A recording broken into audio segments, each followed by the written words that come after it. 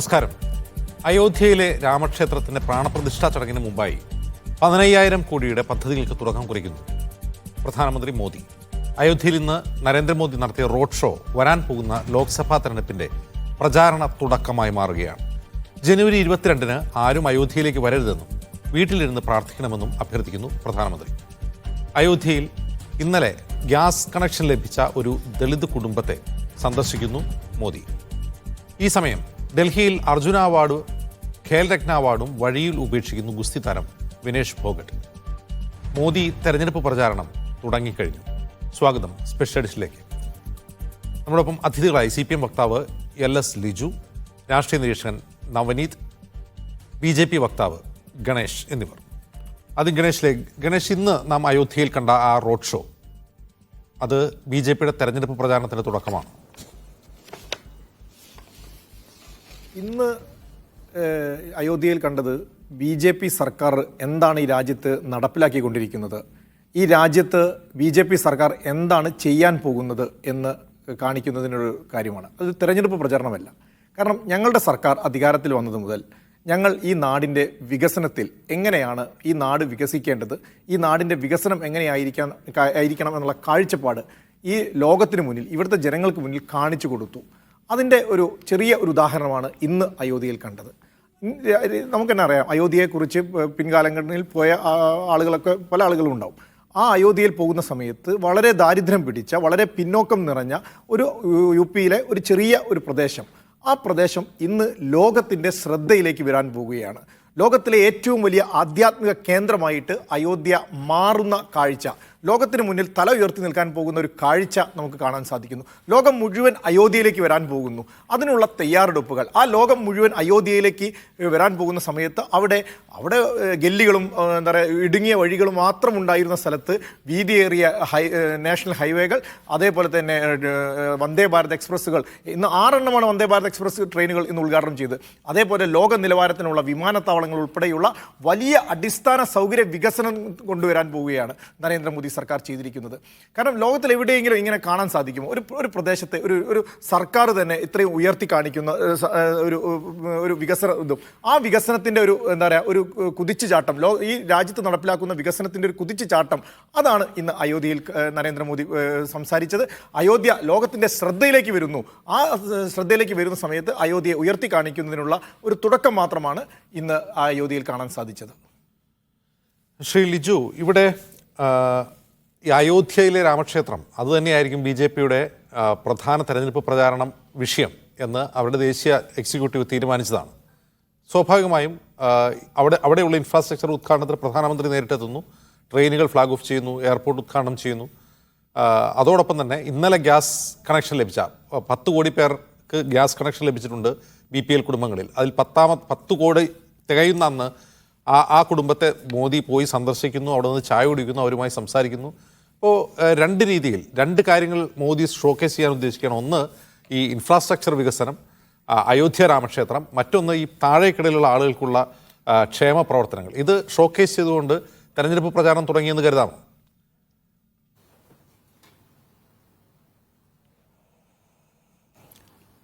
അങ്ങ് പറഞ്ഞ കാര്യത്തിലേക്ക് വരാം. അതിനു മുമ്പ് ഇവിടെ BJPയുടെ നേതാവ് ഇവിടെ സൂചിപ്പിച്ച കാര്യം, ശ്രീ ഗണേഷ്, അദ്ദേഹം പറഞ്ഞ കാര്യം തന്നെ, BJP എന്ത് ചെയ്യാൻ പോകുന്നു എന്നുള്ളതാണ് ഇവിടെ ജനം കാണുന്നത് എന്നുള്ളതാണ്. ലോകത്തൊരിടത്തും കാണാൻ കഴിയാത്ത ഒന്നാണ് ഇന്ത്യക്കകത്ത് ഇന്ന് കാണുന്നത്. അത് സംശയമില്ല, അത് പറഞ്ഞത് വളരെ ശരിയാണ്. ലോകത്ത് ഒരിടത്തും ഇതുപോലെ രാജ്യത്തിനകത്ത് അധിവസിക്കുന്ന ജനങ്ങളുടെ, അവരുടെ മതവികാരത്തെ വ്രണപ്പെടുത്തുന്ന രൂപത്തിലേക്ക്, വർഗീയത ഉണ്ടാക്കുന്ന രൂപത്തിലേക്ക് ഈ രാജ്യം ഒരുപക്ഷെ ഉറ്റുനോക്കിയിരുന്ന ബാബറി മസ്ജിദ് എന്ന് പറയുന്ന, ഒരുപക്ഷെ നമ്മുടെ ഭരണഘടനയിൽ തന്നെ നമുക്ക് ഭരണഘടന മുന്നോട്ട് വെക്കുന്ന ആർട്ടിക്കിൾ 15 തന്നെ പറഞ്ഞിട്ടുള്ളത്, ജാതിയുടെയോ മതത്തിന്റെയോ വംശത്തിന്റെയോ പേരിൽ ഒരു വ്യത്യാസവും ഒരു വിവേചനവും ഈ രാജ്യത്തിനകത്ത് പാടില്ല എന്നുള്ളതാണ്. പക്ഷേ നമുക്ക് അറിയാൻ വേണ്ടി കഴിഞ്ഞിട്ടുണ്ട്, 1992-ൽ നമ്മുടെ ഇന്ത്യയിലെ ഭരണഘടന മുന്നോട്ട് വെക്കുന്ന മതേതര മൂല്യം, അങ്ങനെ ആ മൂല്യത്തെയാണ് തകർത്തെറിഞ്ഞത് 1992-ൽ ബാബറി മസ്ജിദ് തകർത്തപ്പോൾ ഉണ്ടായത് അങ്ങനെയാണ്. ആ ബാബറി മസ്ജിദ് എന്ന് പറയുന്ന പള്ളി പൊളിച്ചതിന് ശേഷം അവിടെ ക്ഷേത്രം പണിയാൻ വേണ്ടി പോകുമ്പോൾ നമ്മുടെ രാജ്യത്തിനകത്ത് ഉണ്ടാകാൻ പോകുന്ന മത വർഗീയത എത്രത്തോളമായിരിക്കും എന്നുള്ളത് നമുക്ക് പൂർണ്ണമായി മനസ്സിലാക്കാൻ വേണ്ടി കഴിയും. ഇവിടെ എന്താണ് സംഭവിക്കുന്നത്? ഞങ്ങളിവിടെ ഇടതുപക്ഷം ആദ്യമേ സൂചിപ്പിച്ചതാണ്, ഇവിടെ ഇന്ത്യയുടെ ഭരണഘടന മുന്നോട്ട് വെക്കുന്ന നിലയിലേക്ക് ഇന്ത്യയുടെ മതേതരത്വം കാത്തു സൂക്ഷിക്കണമെങ്കിൽ രാഷ്ട്രീയത്തിനകത്ത് മതം തിരികെ കയറ്റാൻ വേണ്ടി പാടില്ല, അല്ലെങ്കിൽ മതത്തിലേക്ക് രാഷ്ട്രീയം തിരികെ കയറ്റാനും പാടില്ല. എല്ലാ വിശ്വാസികളുടെയും ദേവാലയങ്ങളെയും സംരക്ഷിക്കപ്പെടണം എന്നുള്ളതാണ് ഞങ്ങളുടെ വിശ്വാസം, അല്ലെങ്കിൽ ഞങ്ങൾ മുന്നോട്ട് വെക്കുന്നതും അങ്ങനെ തന്നെയാണ്. എല്ലാവരുടെയും വിശ്വാസം സംരക്ഷിക്കപ്പെടണം. ഇവിടെ അങ്ങനെയാണോ സംഭവിച്ചത്? വെറും ഒരു രാമക്ഷേത്രം നിർമ്മിച്ചു പോകലാണോ നടക്കുന്നത്? അല്ല. ഞങ്ങൾ ആദ്യമേ സൂചിപ്പിച്ചതാണ്, ഇവിടെ സാധാരണഗതിയിൽ നമ്മുടെയൊക്കെ പ്രദേശങ്ങളിൽ ക്ഷേത്രങ്ങളുണ്ട്, പള്ളികളുണ്ട്, മറ്റ് ദേവാലയങ്ങളുണ്ട്, ഇതെല്ലാം നിലനിൽക്കുന്നുണ്ട്. പക്ഷെ അവിടെ ഒന്നും സംഭവിക്കാത്ത ഒന്നാണ് ഇവിടെ സംഭവിച്ചിട്ടുള്ളത്. ഒരു ദേവാലയം പൊളിച്ചതിന് ശേഷം അവിടെ മറ്റൊരു ദേവാലയം പണിയുക എന്ന് പറഞ്ഞാൽ സ്വാഭാവികമായും ഇന്ത്യയുടെ മൂല്യത്തെ തന്നെ, ഇന്ത്യയുടെ ജനാധിപത്യ മൂല്യം തന്നെ തകർക്കുന്ന നിലയിലേക്കുള്ള ഒരു ഇടപെടലാണ്, ഒരു വഴിത്തിരിവാണ് ഈ രാമക്ഷേത്ര നിർമ്മാണത്തിലൂടെ നടന്നിട്ടുള്ളത്. അത് നമുക്കൊരിക്കലും അംഗീകരിക്കാൻ കഴിയാത്തതാണ്. ഇപ്പൊ ക്ഷേത്രം പണിയുന്നതിൽ ഞങ്ങൾ എതിരാണ് എന്നുള്ളതല്ല, ക്ഷേത്രം പലയിടങ്ങളിലും പണിയാറുണ്ട്, ഒരുപാട് ക്ഷേത്രങ്ങൾ വരുന്നുണ്ട്. പക്ഷെ ഇതങ്ങനെയല്ല എന്നുള്ളതാണ് ഇടതുപക്ഷവും CPIM-ഉം ആദ്യഘട്ടം മുതലേ മുന്നോട്ട് വെക്കുന്നത് എന്നുള്ളതാണ് ഈ വിഷയത്തിൽ എനിക്ക് ആദ്യമേ സൂചിപ്പിക്കാനുള്ളത്. മറ്റൊന്ന്, വലിയ വികസനം കൊണ്ടുവരുന്നു എന്നാണ് ഇവിടെ ഇവർ സൂചിപ്പിക്കുന്നത്. ജനങ്ങളോട് പറഞ്ഞ വികസനം ഏതെങ്കിലും ഇവർക്കൊരെണ്ണം പൂർത്തീകരിക്കാൻ വേണ്ടി കഴിഞ്ഞിട്ടുണ്ടോ? ഇവിടെ സാധാരണപ്പെട്ടവന്റെ അക്കൗണ്ടിലേക്ക് 15 ലക്ഷം രൂപ വീതം നൽകുമെന്ന് പറഞ്ഞുകൊണ്ടാണ് അധികാരത്തിലേക്ക് BJP വന്നത്. പ്രതിവർഷം 2 കോടി തൊഴിൽ ഇവിടുത്തെ ജനങ്ങൾക്ക് നൽകും, അല്ലെങ്കിൽ യുവതീ യുവാക്കൾക്ക് അവരുടെ സ്വപ്നം സാക്ഷാത്കരിക്കാനുള്ള അവസരം ഉണ്ടാക്കിത്തരുമെന്ന് പറഞ്ഞാണ് അധികാരത്തിലേക്ക് വന്നത്. അത് ഇവർക്ക് പൂർത്തീകരിക്കാൻ വേണ്ടി കഴിഞ്ഞിട്ടുണ്ടോ? മറ്റൊന്ന്, ഈ രാജ്യത്തിനകത്ത് അടിസ്ഥാന വികസനങ്ങൾ വർദ്ധിപ്പിക്കുന്നു. ഇന്നും നമുക്കറിയാം, ഉത്തരേന്ത്യയിലേക്ക് പോയി കഴിഞ്ഞാൽ റെയിൽവേ പാളങ്ങളുടെ ഇരുവശത്തും ടാർപ്പാളം കെട്ടിക്കിടക്കുന്ന ജനങ്ങൾ ഇപ്പോഴും വസിക്കുന്നുണ്ട്. ഭൂരിഭാഗം സംസ്ഥാനങ്ങളിലും ഇന്ന് BJP ആണല്ലോ ഭരിക്കുന്നത്. എന്തുകൊണ്ട് അതിന് ഇവർക്ക് മറികടക്കാൻ വേണ്ടി കഴിഞ്ഞിട്ടില്ല? അതുകൊണ്ട് വികസനമാണ് ഇവർ മുന്നോട്ട് വെക്കുന്നത് എന്ന് ചോദിച്ചാൽ അല്ല. പകരം അവർ തന്നെ ആദ്യമേ ചൂണ്ടിക്കാണിച്ചതാണ്, ഞങ്ങൾ BJP എന്തു ചെയ്യും, എന്താണ് ചെയ്യാൻ പോകുന്നത് എന്നുള്ളതാണ് മുന്നോട്ട് വെച്ചത്. ആ മുന്നോട്ട് വെപ്പെന്ന് പറഞ്ഞാൽ ഞങ്ങൾ ഈ രാജ്യത്തിനകത്ത് വർഗീയത ഉണ്ടാക്കും എന്നുള്ളതാണ്, ഞങ്ങൾ ഈ രാജ്യത്തിനകത്ത് മതങ്ങളെ തമ്മിൽ അടുപ്പിക്കും എന്നുള്ളതാണ് അവർ മുന്നോട്ട് വെക്കുന്ന രാഷ്ട്രീയമായി ഇവിടെ ഞങ്ങൾക്ക് സൂചിപ്പിക്കാനായിട്ടുള്ളത്. ശരി, ശ്രീ നവനീത്, കോൺഗ്രസ് ഈ വിഷയത്തെക്കുറിച്ച് സംസാരിക്കുകയേ ചെയ്യരുത് എന്ന് അവരുടെ അണികൾക്കും നേതാക്കൾക്കും നിർദ്ദേശം നൽകി കഴിഞ്ഞു. മുൻപ് ഈ ബാബരി മസ്ജിദ് ഡിസ്പ്യൂട്ട് കോടതിയിൽ ഉണ്ടായിരുന്ന സമയത്ത് അത് സംബന്ധിച്ച കോടതി വിധികളും വിചാരണയും അല്ലെങ്കിൽ വാദവും എല്ലാം നടക്കുന്ന സമയത്തും AICC അവരുടെ വക്താക്കൾക്ക് നിർദ്ദേശം അതേക്കുറിച്ച് മിണ്ടരുത് എന്നായിരുന്നു. ഒരു മൂർത്തമായ പ്രശ്നത്തെ മൗനം കൊണ്ട് എങ്ങനെ നേരിടാൻ പറ്റും? അജിംസ്, ഇതിനു മുമ്പ് അജിംസിന്റെ ഒരു ചോദ്യം, ഈ ഒരു രാമ ജന്മഭൂമി ചില ഈ കർമ്മം രാഷ്ട്രീയമായി BJP യൂസ് ചെയ്യുന്നു എന്നുള്ളതാണ്. അജിംസ്, നമ്മൾ അതൊരു ചോദ്യമായി ഇപ്പോൾ ചോദിക്കേണ്ട കാര്യമില്ല. കാരണം ഇന്ത്യൻ പാർലമെന്റ് പോലും ഒരു ഉത്സവം പോലെ പൂജ നടത്തി കൊണ്ടാടിയ പാർട്ടിയാണ്. അപ്പൊ നമ്മൾ ഇതിൽ നിന്നും ഇതൊരു ചോദ്യമോ ഒരു ഞെട്ടലോ നമുക്കുണ്ടാവേണ്ട കാര്യമില്ല. കാരണം BJP എന്ന് പറയുന്നത് അൾട്ടിമേറ്റ്ലി രാം ജന്മഭൂമി ഇഷ്യൂവിൽ നിന്ന് വന്നതാണ്. കോൺഗ്രസ് ഇവിടെ സ്വീകരിക്കേണ്ട ഒരു നിലപാട് നോക്കേണ്ടത് 2024 ഇലക്ഷൻ ആയിരിക്കണം കോൺഗ്രസിന്റെ മുന്നിലുള്ളത്. നമ്മളെല്ലാവരും ഒരു ഐഡിയൽ സ്റ്റേറ്റിനോ അല്ലെങ്കിൽ സെക്യുലർ സ്റ്റേറ്റിനോ വേണ്ടി സംസാരിക്കേണ്ട സമയമല്ല. കോൺഗ്രസ് പങ്കെടുക്കണമോ അല്ലെങ്കിൽ കോൺഗ്രസ് പങ്കെടുക്കണ്ടയോ എന്നുള്ള ഒരു ചോദ്യമാണ് എങ്കിൽ എന്റെ ഒരു അഭിപ്രായത്തിൽ കോൺഗ്രസ് പങ്കെടുക്കുന്നതാണ് കോൺഗ്രസിന് പങ്കെടുക്കാതിരിക്കുന്നതിനേക്കാൾ 2024 മെച്ചം. അത് മനസ്സിലായി. കാരണം ഒരിക്കലും BJPയുടെയോ റൈറ്റ് വിങ്ങിന്റെയോ പ്രൊപ്പഗണ്ട സെല്ലിന്റെ അടുത്ത് അടുത്ത 3 മാസത്തിൽ പിടിച്ചു നിൽക്കാനുള്ള ശേഷി കോൺഗ്രസിനില്ല. പങ്കെടുക്കാതിരുന്നാൽ ഉണ്ടാകുന്ന ഒരു പ്രൊപ്പഗണ്ട പെർസെപ്ഷൻ ക്രിയേഷൻ ഒരിക്കലും കോൺഗ്രസിന് തടുക്കാൻ പറ്റില്ല. ഇലക്ഷനിൽ വലിയ പരാജയമായിരിക്കും മുന്നിൽ കാണുന്നത്. കോൺഗ്രസ് മൗനം തുടരേണ്ട കാര്യമില്ല. കോൺഗ്രസിന് പല അഭിപ്രായങ്ങളും പറയാം. ഇപ്പൊ AICC ഇങ്ങനെ ഒരു എന്താണ് പറയുന്നത്, ആരും ഒരു അഭിപ്രായം പറയണ്ട എന്ന് പറയുന്നത് അതൊരു ഇലക്ഷനിൽ ഒരു ഗുണമുള്ള കാര്യമായി എനിക്ക് തോന്നുന്നില്ല. സോണിയാഗാന്ധി പ്രിയങ്ക ഗാന്ധി പങ്കെടുക്കുന്നത് കൊണ്ട് വോട്ടൊന്നും കിട്ടുമെന്ന് തോന്നുന്നില്ല. പക്ഷെ പങ്കെടുക്കാതിരുന്നു കഴിഞ്ഞാൽ വലിയ നഷ്ടം ഉണ്ടാവും. കാര്യം BJP ആയിരിക്കും പിന്നെ ഈ അജണ്ട നിശ്ചയിക്കുന്നതും BJP ആയിരിക്കും തെളിച്ചു കൊണ്ടുപോകുന്നത്.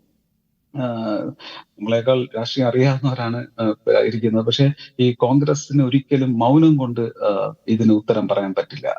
ഓരോ ദിവസവും കോൺഗ്രസ് മൗനം തുടരുന്നത് 2024 ഇലക്ഷന് കോൺഗ്രസിന് ബുദ്ധിമുട്ട് തന്നെയായിരിക്കും. എന്താണ് പറയുന്നത്, ഐഡിയോളജിക്കലി സ്റ്റാൻഡ് ആണെങ്കിൽ നവനീത് പറയുന്നത് അത് ആ ഇൻവിറ്റേഷൻ സ്വീകരിച്ച് പങ്കെടുക്കുന്നതാണ് കോൺഗ്രസ് നല്ലതെന്നാണ്. ഒന്ന് നോക്കൂ, ഇപ്പോ പങ്കെടുത്തു കഴിഞ്ഞാൽ അതിൽ പങ്കെടുത്തു കഴിഞ്ഞാൽ അതുകൊണ്ട് ആരാണ് ഗുണം ഉണ്ടാക്കുക? ബി ജെ പിയുടെ ഒരു നിമിഷം, ബി ജെ പിയുടെ മാനിഫെസ്റ്റോയിലെ ഒരു പ്രധാനപ്പെട്ട വാഗ്ദാനമാണത്. ആ ബി ജെ പിയുടെ മാനിഫെസ്റ്റോയിലെ പ്രധാനപ്പെട്ട വാഗ്ദാനം അവിടെ പൂർത്തിയാകുമ്പോൾ കോൺഗ്രസ് അവിടെ പോയി പങ്കെടുക്കുക എന്നാൽ ബി ജെ പിയുടെ ഒരു മാനിഫെസ്റ്റോയെ പിന്തുണച്ചു എന്നാണ് അവർ അതിനെ വ്യാഖ്യാനിക്കുക. ഇനി പങ്കെടുക്കാതിരുന്നാൽ ഇവർ മതത്തിനെതിരാണ്, ശ്രീരാമനെതിരാണ് എന്ന് പ്രചരിപ്പിക്കും. ഇനിയിപ്പോൾ എന്തായാലും അത് അവർ പ്രചരിപ്പിക്കുന്നുണ്ട്. കോൺഗ്രസിനെ പറ്റിയുള്ള പെർസെപ്ഷൻ ക്രിയേഷൻ കഴിഞ്ഞൊരു 10 വർഷമായി രാജ്യത്ത് നടക്കുന്ന കാര്യമാണല്ലോ. അതെ, അതുകൊണ്ടാണ് ഞാൻ പറഞ്ഞത്. ഞാൻ പറഞ്ഞത് ഈ ഇലക്ഷനെ മുൻനിർത്തി മാത്രമാണ്. ഐഡിയോളജിക്കൽ സ്റ്റാൻഡ് അല്ല. നമ്മൾ ഐഡിയോളജിക്കൽ സ്റ്റാൻഡിലല്ല. ഐഡിയോളജിക്കൽ ആണെങ്കിൽ ഒരിക്കലും ഒരു ചടങ്ങിനും ഒരു മതചടങ്ങിനും ഒരു രാഷ്ട്രീയ നേതാവും പോകേണ്ട കാര്യമില്ല, രാഷ്ട്രീയ പാർട്ടികൾക്ക് ഇൻവിറ്റേഷൻ കൊടുക്കേണ്ട കാര്യമില്ല. ഞാൻ ഇതിന്റെ മുന്നിൽ കാണുന്ന 2024 മെയ്യിൽ നടക്കാൻ പോകുന്ന ഇലക്ഷന് കോൺഗ്രസിന് ലെസ് ഡാമേജ് ഉണ്ടാക്കാൻ പോകുന്നത് പങ്കെടുക്കുന്നതുകൊണ്ടായിരിക്കും. പങ്കെടുക്കാതിരുന്നു കഴിഞ്ഞാൽ രാഷ്ട്രീയപരമായി വലിയ ഡാമേജ് ആയിരിക്കും.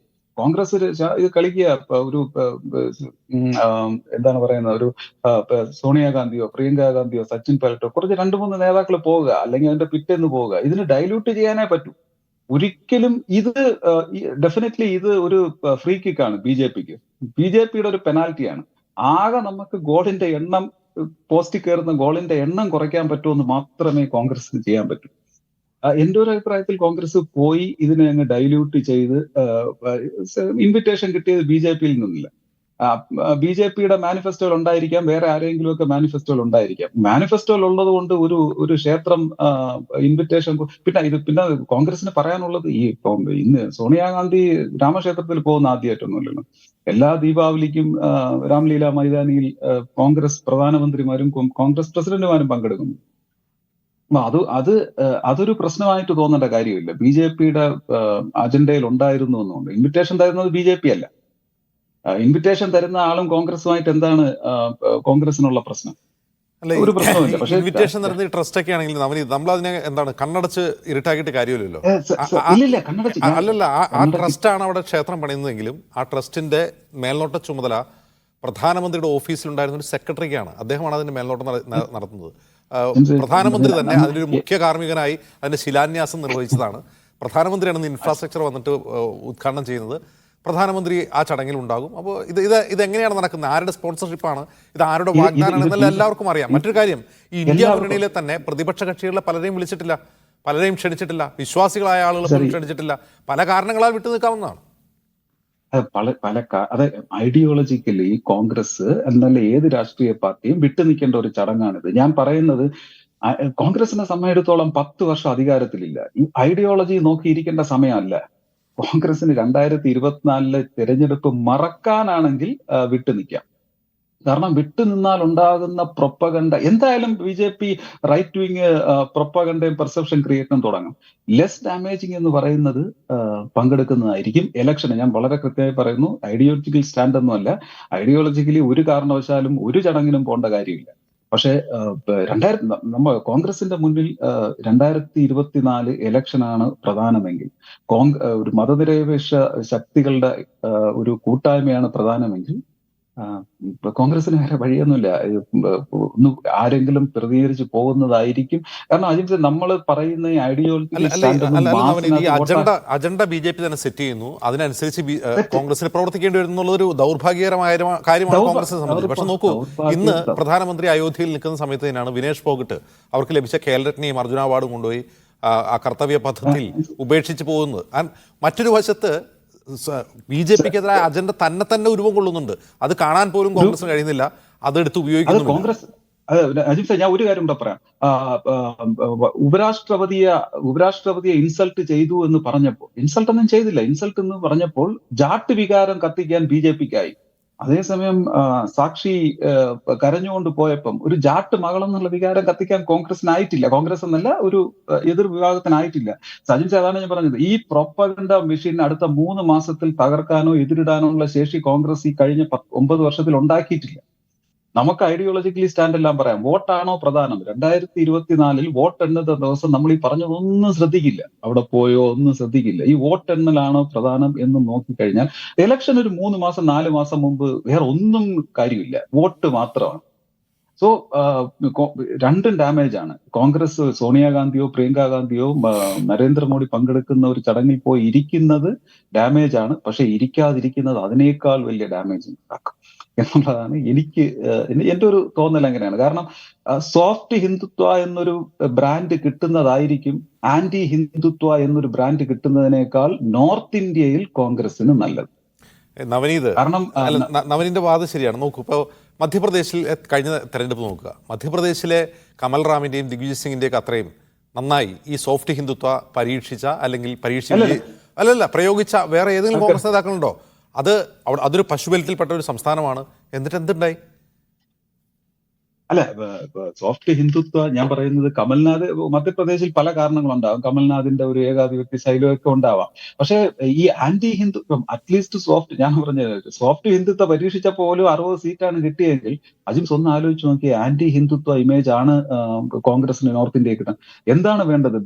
ഒരു മതനിരപേക്ഷ ശക്തികൾക്ക് അധികാരത്തിൽ കിട്ടണം. കോൺഗ്രസിനെ സംബന്ധിച്ചിടത്തോളം ജനങ്ങളെ മര്യാദയ്ക്കൊന്ന് പറഞ്ഞ് പറ്റിക്കാൻ പോലും പറ്റാത്ത അവസ്ഥയാണ്. അതുകൊണ്ടാണ് ഈ ഉത്തരം മുട്ടി നിൽക്കുന്നത്. വൃത്തിയായി ജനങ്ങളെ പറ്റിക്കാൻ പോലും പറ്റുന്നില്ല. അതെങ്കിലും BJP-യിൽ നിന്ന് കോൺഗ്രസ് കണ്ടുപഠിക്കേണ്ടതാണ്. ഇലക്ഷന് പറ്റിക്കാൻ പോലും അറിഞ്ഞുകൂടാത്ത ഒരു കക്ഷിയായി മാറിയിരിക്കുകയാണ്. ഈ ഉത്തരം മുട്ട നേതാക്കളെടുത്ത് സംസാരിക്കരുത് എന്ന് പറഞ്ഞിട്ട് എന്ത് നേടാനാണ്? രാഷ്ട്രീയപരമായ ഒന്നും നേടാൻ. ഞാൻ അജിംസിന്റെ വാദങ്ങളെ ഞാൻ അനുകൂലിക്കുന്നു. ഐഡിയോളജിക്കലി അത് തെറ്റായിരിക്കാം. പക്ഷെ അങ്ങനെയാണെങ്കിൽ നിങ്ങൾ 2024 മെയ് മറക്കണം. അറ്റ്ലീസ്റ്റ് ഉത്തരേന്ത്യയിൽ നിന്ന് മറക്കണം. ഓക്കെ, ഇത് ഏതെങ്കിലും ഒരു സ്റ്റാൻഡ് എടുത്തേ പോവാൻ. സോഫ്റ്റ് ഹിന്ദുത്വ പയറ്റിയിട്ടെങ്കിലും കോൺഗ്രസ് വോട്ട് നേടുമോ എന്ന് നമുക്ക് നോക്കാം. ശ്രീ ഗണേഷ്, സോഫ്റ്റ് ഹിന്ദുത്വ വോട്ട് കുറയാതെങ്കിലും ഇരിക്കാം. ഓക്കെ, ശരി. ഗണേഷ്, ഈ അയോധ്യ ഒരു പ്രധാനപ്പെട്ട വിഷയമാണ് ഈ തെരഞ്ഞെടുപ്പ് എന്നിരിക്കെ തന്നെ കോൺഗ്രസ് മണിപ്പൂരിൽ നിന്ന് ഒരു 2ാം യാത്ര, ഭാരതീയ ന്യായ യാത്ര എന്ന പേരിൽ തുടങ്ങുന്നുണ്ട്. കോൺഗ്രസിനെ സംബന്ധിച്ച് അതൊരു ശക്തി കൂടിയാണ്. കാരണം അവർ ഭാരത് ജോഡോ യാത്ര നടത്തിയപ്പോൾ അവർക്ക് അതിൻ്റെ റെസ്പോൺസ് ഉണ്ടായിട്ടുണ്ട്. സംഘടനാപരമായും ഇലക്ഷനിൽ എത്രമാത്രം ഉണ്ടായി എന്നുള്ളത് മറ്റൊരു വിഷയം. പക്ഷേ അവരുടെ സംഘടന ശക്തിപ്പെടുത്താനെങ്കിലും അതുപോലെ ഇന്ത്യയിൽ നിലനിൽക്കുന്ന ഒരു ആന്റി ഇൻകംബൻസി ഉണർത്തിവിടാൻ ഈ തെരഞ്ഞെടുപ്പിന് മുമ്പ് അതിന് സാധിക്കും. അതിന് നിങ്ങൾ ഭയക്കുന്നുണ്ടോ? ഈ നവനീതനെ പോലെയുള്ള ആൾക്കാരായിരിക്കും കോൺഗ്രസ്സുകാർക്ക് ബുദ്ധി പറഞ്ഞു കൊടുക്കണമെങ്കിൽ. കാരണം ജനങ്ങളെ പറ്റിക്കുക. നിങ്ങളെന്താ മനസ്സിലാക്കിയിരിക്കുന്നത്? ജനങ്ങളെല്ലാവരും വിഡ്ഢികളാണെന്നോ? ജനങ്ങൾ അങ്ങനെയാണോ നവനീതെ? ഈ രാജ്യത്തെ ജനങ്ങൾക്ക് ഇതൊന്നും മനസ്സിലാക്കാനുള്ള കപ്പാസിറ്റി ഇല്ലാത്ത ജനങ്ങളാണെന്ന് മനസ്സിലാക്കുന്നുണ്ടോ? ജനങ്ങൾക്ക് തിരിച്ചറിയാൻ സാധിക്കുന്നുണ്ട്. നിങ്ങൾ തന്നെ പറഞ്ഞു, എന്താ പറയുക, ഉപരാഷ്ട്രപതിക്കെതിരെ പറഞ്ഞ സമയത്ത് ജാട്ട് വികാരം കത്തി. ഇവിടെ നമ്മുടെ ഗുസ്തി താരങ്ങൾക്കെതിരെ ഉണ്ടായ സമയത്ത് കത്തിയില്ല. ജനങ്ങൾക്ക് ഇതൊക്കെ തിരിച്ചറിയാൻ സാധിക്കുന്നുണ്ട്. ഈ രാജ്യത്ത് ജനാധിപത്യത്തെ കശാപ്പ് ചെയ്തപ്പോൾ, ഈ കോൺഗ്രസ്സുകാർ കശാപ്പ് ചെയ്തപ്പോൾ അതിനെതിരെ ശക്തമായിട്ടുള്ള ഗാന്ധിയൻ പോരാട്ടം നടത്തിയിട്ട് ഈ രാജ്യത്തെ ജനങ്ങളുടെ അടുത്തേക്ക് പോയിട്ട് എന്താ ഉണ്ടായ റിസൾട്ട്? ഈ നിങ്ങൾ പറയുന്ന ഈ കേരളം ഒഴിച്ച് ബാക്കി എല്ലാ സംസ്ഥാനങ്ങളിലും എന്താ ഉണ്ടായത്? ഈ കേരളം മാത്രമാണ് പൂർണ്ണമായിട്ടും അടിയന്തരാവസ്ഥയ്ക്ക് അനുകൂലമായിട്ട് വോട്ട് ചെയ്തത്. വേറെ എവിടെയാ? നിങ്ങൾ എന്താ മനസ്സിലാക്കിയത്? നിങ്ങൾ ഗോ ബെൽറ്റ് എന്ന് പറഞ്ഞ് കളിയാക്കുമ്പോൾ നിങ്ങൾ എന്താ മനസ്സിലാക്കുന്നത് ഈ ജനങ്ങളെ കുറിച്ചിട്ട്? നിങ്ങൾ ഇത്തരം ജനങ്ങളെ വംശീയമായിട്ട് കാണുന്ന നിങ്ങളുടെ ഈ സമീപനമാണ് നിങ്ങൾ മാറ്റേണ്ടത്. ഇത് നിങ്ങൾ മണിപ്പൂരിൽ നിന്നല്ല, നിങ്ങൾ അന്റാർട്ടിക്കയിൽ നിന്ന് യാത്ര നടത്തിയാലും രാഹുൽ ഗാന്ധിയെ ജനങ്ങൾ സ്വീകരിക്കില്ല. കാരണം രാഹുൽ ഗാന്ധിയെ റിജക്റ്റ് ചെയ്തു ജനങ്ങൾ. കാരണം ജനങ്ങളെ പറ്റിക്കുവാൻ വേണ്ടിയിട്ടുള്ള ഒരു നേതാവാണ് ഈ കുടുംബം. ഈ രാജ്യത്തെ അഴിമതിയിൽ ആറാടിച്ച കുടുംബമാണ് ഈ ഗാന്ധി കുടുംബം എന്ന് പറയുന്നത്. അത് ജനങ്ങൾ റിജക്റ്റ് ചെയ്തു. ജനങ്ങൾക്കത് വേണ്ട. നിങ്ങൾ അയോധ്യ കാണുന്നു. നിങ്ങൾ അയോധ്യയിൽ ഇപ്പോഴും മതമായിട്ട് മാത്രമാണ് കൂട്ടിച്ചേർക്കുന്നത്. നൂറ്റാണ്ടുകളുടെ ചരിത്രമുള്ള അയോധ്യയിൽ സംഘർഷങ്ങളുടെ, നിയമ പോരാട്ടങ്ങളുടെ നൂറ്റാണ്ടുകളുടെ ചരിത്രം അയോധ്യക്കുണ്ടായിരുന്നു. ഒരു വിധിയിലൂടെ ഈ രാജ്യത്ത് ഒരു പ്രശ്നമില്ലാതെ അയോധ്യയിൽ നിരവധിയായിട്ടുള്ള ഇത്തരത്തിലുള്ള ഇസ്ലാമിക അല്ലെങ്കിൽ ഹിന്ദു പോരാട്ടങ്ങൾ നടന്ന സ്ഥലത്ത് ഒരു പ്രശ്നമില്ല, ഒരു കല്ലേറ് പോലും ഇല്ലാതെ ഒരു രാജ്യത്ത് വിധി നടപ്പിലാക്കാൻ നരേന്ദ്രമോദിക്ക് സാധിച്ചിട്ടുണ്ട് എങ്കിൽ നിങ്ങൾ പേടിക്കേണ്ട. നിങ്ങൾ 24-ലല്ല 28-ലും കെട്ടിവെച്ച കാശ് പോലും നിങ്ങൾക്ക് കിട്ടില്ല. കാരണം നിങ്ങൾ ജനങ്ങളെ പറ്റിക്കുവാൻ എന്ന സമീപനമാണ് സ്വീകരിച്ചുകൊണ്ടിരിക്കുന്നത്. പിന്നെ രണ്ടാമത് CPM-ന്റെ പ്രതിനിധി പറഞ്ഞു ഇവിടെ BJP-യുടെ വികസനത്തെ കുറിച്ചിട്ട്. എന്താ CPM കാണിക്കുന്നത് പോലെ കാണിക്കണോ ഞങ്ങള്? ഇവിടെ ഞങ്ങളുടെ കയ്യിൽ നിന്ന് സെസ് മേടിച്ചിട്ട് ഇവിടുത്തെ പാവപ്പെട്ട ആളുകൾക്ക് പെൻഷൻ കൊടുക്കാൻ വേണ്ടി ഞാനും നിങ്ങളും കൊടുക്കുന്ന സെസ് ഉപയോഗിച്ചിട്ട് ആ പെൻഷൻ കൊടുക്കാൻ നിങ്ങൾക്ക് സാധിക്കുന്നുണ്ടോ? നിങ്ങൾ നവകേരള യാത്രയായിട്ട് നടക്കുകയാ. എന്നിട്ട് ഇവിടുത്തെ മറിയക്കുട്ടിയെ പോലെയുള്ള ആളുകൾ അവരുടെ പ്രതിഷേധം നിങ്ങൾ ജനങ്ങളെ കണ്ടില്ലേ? നിങ്ങൾക്കെതിരെ പ്രതിഷേധിക്കുമ്പോൾ എടുത്തിട്ട് പെരുമാറണോ? അല്ലെങ്കിൽ പെരുമാറാൻ ഇവിടുത്തെ CPM-ന്റെ ഗുണ്ടകൾക്കും അതേപോലെ തന്നെ പിണറായി വിജയന്റെ ഗൺമാന്മാർക്കും പെരുമാറാൻ നിന്നു കൊടുക്കേണ്ട അവസ്ഥ ഉണ്ടാവണോ? ഇതാണോ നിങ്ങൾ ഉദ്ദേശിക്കുന്ന വികസനം? ഇതാണോ നിങ്ങൾ മനസ്സിലാക്കിയിരിക്കുന്നത്? അതുപോലെ പെരുമാറണമെന്നാണോ? അതല്ല. ഇന്ന് അയോധ്യയിൽ നിങ്ങൾ കണ്ടില്ലേ? നിങ്ങൾ വിഷയം കണ്ടില്ലേ? അയോധ്യയിലെ ജനങ്ങളുടെ അടുത്തേക്ക് എങ്ങനെയാണ് ഒരു പ്രധാനമന്ത്രി ചെല്ലുന്നത്? നിങ്ങളുടെ ഒരു മുഖ്യമന്ത്രിക്ക് ഇവിടെ പുറത്തിറങ്ങി നടക്കാൻ സാധിക്കുമോ? നിങ്ങൾ നടത്തിയ വികസനത്തിന്റെ പ്രത്യേകത കൊണ്ടാണ് കേരളത്തിലെ മുഖ്യമന്ത്രിക്ക് പുറത്തിറങ്ങി നടക്കാൻ പോലും സാധിക്കാത്തത്. അതുകൊണ്ട് നിങ്ങൾ ഇവിടെ നടത്തിക്കൊണ്ടിരിക്കുന്നത് അയോധ്യയുടെ പേര് പറഞ്ഞ്, നിങ്ങൾ പാലസ്തീന്റെ പേര് പറഞ്ഞ്, പലതരത്തിലുള്ള പേരുകൾ പറഞ്ഞ് ഇവിടുത്തെ മുസ്ലിം സമൂഹത്തെ പറ്റിക്കുവാൻ എല്ലാ കാലഘട്ടത്തിലും ശ്രമിച്ചുകൊണ്ടിരിക്കുകയാണ്. അവരെ ഭീതിപ്പെടുത്തുകയാണ് നിങ്ങൾ അവരെ ഭീതിപ്പെടുത്തുകയാണ്. നിങ്ങൾക്ക് ഞാൻ പറഞ്ഞില്ലേ, ഇവിടുത്തെ ഈ ചില കോൺഗ്രസ്സുകാരുടെ വാക്ക് കേട്ടിട്ട് അവർക്ക് തീരുമാനമെടുക്കാൻ സാധിക്കുന്നില്ല കോൺഗ്രസ് നേതൃത്വത്തിന്. എന്താ കാരണം? ഇവിടുത്തെ മുസ്ലിം വോട്ട് ബാങ്കിനെ പേടിപ്പിക്കുകയാണ്. ഈ മുസ്ലിം വോട്ട് ബാങ്ക് ഇല്ലെങ്കിൽ CPM-ലേക്ക് പോകും, അല്ലെങ്കിൽ കോൺഗ്രസിൽ. നിങ്ങൾക്ക് അധികാരം അതിനെ പിടിച്ചു നിർത്താൻ സാധിക്കുകയില്ല. അവരും തിരിച്ചറിയുന്നുണ്ട് നരേന്ദ്രമോദിയുടെ വികസനം. നിങ്ങൾ കണ്ടില്ലേ? നിങ്ങൾ ന്യൂനപക്ഷമായിട്ടുള്ള സ്റ്റേറ്റുകളിൽ BJP എങ്ങനെയാണ് ജയിക്കുന്നത് എന്ന്. ഈ കേരളത്തിലെ ന്യൂനപക്ഷ സമൂഹങ്ങൾ, പ്രത്യേകിച്ച് മുസ്ലിം സമൂഹം തിരിച്ചറിയും നരേന്ദ്രമോദിയുടെ വികസനം. ആ വികസനം തിരിച്ചറിയുന്ന സമയത്ത് നിങ്ങൾക്ക് അയോധ്യ എന്നല്ല പാലസ്തീൻ എന്ന് പറഞ്ഞിട്ടും നിങ്ങൾക്ക് പിടിച്ചു നിർത്താൻ സാധിക്കുകയില്ല. ഞങ്ങൾ ആ ആത്മവിശ്വാസത്തിലാണ് ജനങ്ങളുടെ അടുത്തേക്ക് തന്നെ ഞങ്ങൾ പോയിക്കൊണ്ടിരിക്കുന്നത്. എല്ലാ തരത്തിലും ഞങ്ങളുടെ പ്രധാനമന്ത്രിയുടെ ആ വസതിയിലേക്ക് ക്രിസ്മസ് ആഘോഷം നടത്തിയത് നിങ്ങൾ കണ്ടില്ലേ? ഞങ്ങൾ ആഘോഷിക്കും. ഞങ്ങൾ ഈ ഇവിടുത്തെ ജനങ്ങളുടെ അടുത്തേക്ക് പോയി അവരെ ഞങ്ങൾ മനസ്സിലാക്കുന്നവരെ ഞങ്ങൾ അവിടെ അടുത്തേക്ക് പോകും. അവരെ പറ്റിക്കുക എന്നതല്ല ഞങ്ങളുടെ സമീപനം എന്ന് നിങ്ങൾ മനസ്സിലാക്കിക്കോ. ജനങ്ങളുടെ അടുത്ത് പ്രവർത്തിക്കുക. തിരിച്ചടികൾ ഞങ്ങൾക്ക് രാഷ്ട്രീയപരമായിട്ട് പല കാലഘട്ടങ്ങളിൽ ഉണ്ടായിട്ടുണ്ട്. ആ തിരിച്ചടികളെ വളരെ പോസിറ്റീവായ സമീപനത്തോടെ ഞങ്ങൾ നേരിടും. ഞങ്ങളും കേരളത്തിലും അത് തന്നെയാണ് പ്രതീക്ഷിക്കുന്നത്. നിങ്ങൾ നോക്കിക്കോ, കേരളത്തിലും ഇവിടുത്തെ മുസ്ലിം സമൂഹം ഞങ്ങളുടെ കൂടെ വരും, ഒരു സംശയവുമില്ല. നിങ്ങൾക്കൊന്നും ഒരു കാലത്ത് ഈ പല കാലത്ത് നിങ്ങൾ പറഞ്ഞു പറ്റിക്കാൻ ശ്രമിച്ചിട്ടുണ്ട്. എല്ലാ കാലഘട്ടത്തിലും നിങ്ങൾക്ക് പറഞ്ഞു പറ്റിക്കാൻ ശ്രമിക്കാൻ കഴിയുമെന്ന് നിങ്ങൾ വിചാരിക്കേണ്ട. അതിൽ മാറ്റം വരും. ആ വിശ്വാസം ഞങ്ങൾക്കുണ്ട്. അതുകൊണ്ടാണ് ഞങ്ങൾ അവരുടെ അടുത്ത് പ്രവർത്തിച്ചു കൊണ്ടേയിരിക്കുന്നത്. നരേന്ദ്രമോദിയുടെ വികസനം മാത്രമാണ് ഞങ്ങളുടെ അജണ്ട. വേറെ ഒരു അജണ്ടയും ഞങ്ങൾക്ക് മുന്നിലില്ല. ആ വികസനം ചൂണ്ടിക്കാണിച്ച് 24-ലും 28-ലും ഒക്കെ ഞങ്ങൾ ഭരിക്കും. ഒരു സംശയവും വേണ്ട നിങ്ങൾക്ക്. ശ്രീ ലിജു, ഒരു നിമിഷം. ശ്രീ ലിജു, അതായത് മോദി ശ്രീരാമക്ഷേത്രത്തിന് ശിലാസ്ഥാപനം നടത്തിയാൽ അത് വികസനമാണ്. നിങ്ങൾ ശ്രീരാമക്ഷേത്രത്തിൽ പങ്കെടുക്കാതിരിക്കുന്നത് പ്രീണനമാണ്. അല്ല, ഞങ്ങൾക്ക് പ്രീണനത്തിന്റെ ആവശ്യമില്ല. ഞങ്ങളുടെ രാഷ്ട്രീയ നിലപാടാണ് പറയുന്നത്. ഞങ്ങളുടെ രാഷ്ട്രീയ നിലപാട് ആദ്യഘട്ടം മുതലേ ഞങ്ങൾ മുന്നോട്ട് വെച്ചിട്ടുള്ളത് തന്നെയാണ്. മതേതരത്വം ഉയർത്തിപ്പിടിക്കുക എന്നുള്ളതാണ്. ഒരു മനുഷ്യനെയും ഒരുപക്ഷെ വംശത്തിന്റെയോ മതത്തിന്റെയോ ജാതിയുടെ പേരിൽ വേർതിരിക്കാൻ വേണ്ടി ഞാൻ പറഞ്ഞതിന് ശേഷം ഞാനത് പറഞ്ഞു. നിങ്ങളുടെ ചോദ്യം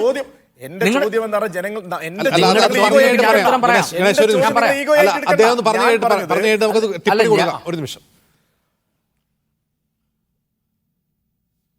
അല്ല, എന്നൊന്ന് പറഞ്ഞു തീർക്കാനുള്ള അവസരം നിങ്ങൾ തരണം ആദ്യം. ഇതിനകത്ത് ഇവിടെ നരേന്ദ്രമോദിയുടെ വികസനം തിരിച്ചറിയുന്നത് വസ്തുതയാണ്. നരേന്ദ്രമോദിയുടെ വികസനം നിലവിൽ ജനം കാണുകയാണ്. നിങ്ങളുടെ വികസനത്തെ സംബന്ധിച്ച് കേരളത്തിലെ ഇടതുപക്ഷ ഗവൺമെന്റ് വന്നതിന് ശേഷം കേരളത്തെ സാമ്പത്തികമായി ബുദ്ധിമുട്ടിക്കുന്നതിന് വേണ്ടി കേരളത്തിലേക്ക് തരേണ്ട സഹായങ്ങളെല്ലാം പിടിച്ചുവെക്കുന്ന സ്ഥിതിയല്ലേ നിങ്ങൾ ഉണ്ടായിട്ടുള്ളത്. 57,400 കോടി രൂപയാണ് നിങ്ങൾ നൽകേണ്ടത്. നിങ്ങൾ വികസനത്തെ കുറിച്ച് പറയണ്ട. കേരളത്തിനകത്ത് കേരളം മനസ്സിലാക്കുകയാണെന്നേ. നിങ്ങൾ മാത്രമല്ലല്ലോ മനസ്സിലാക്കുന്നത്.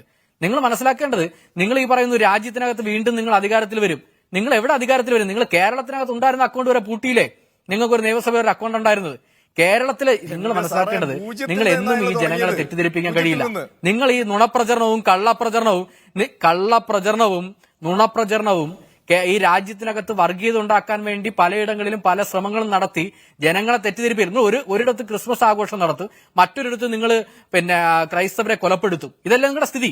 മണിപ്പൂരിൽ സംഭവിച്ചുകൊണ്ടിരിക്കുന്നതും ഇതന്നെയാ മറ്റു നിങ്ങളുടെ പ്രശ്നം. സംസ്ഥാനങ്ങളിൽ നടന്നുകൊണ്ടിരിക്കുന്നതും നമ്മൾ കാണുകയല്ലേ? തെറ്റായി ഒരിടത്ത് നിങ്ങൾ കൊലപ്പെടുത്തിയത്? പിന്നെ ഈ രീതിയിൽ പറയും ഏത് ബിജെപിക്കാരനെ കൊലപ്പെടുത്തിയത്?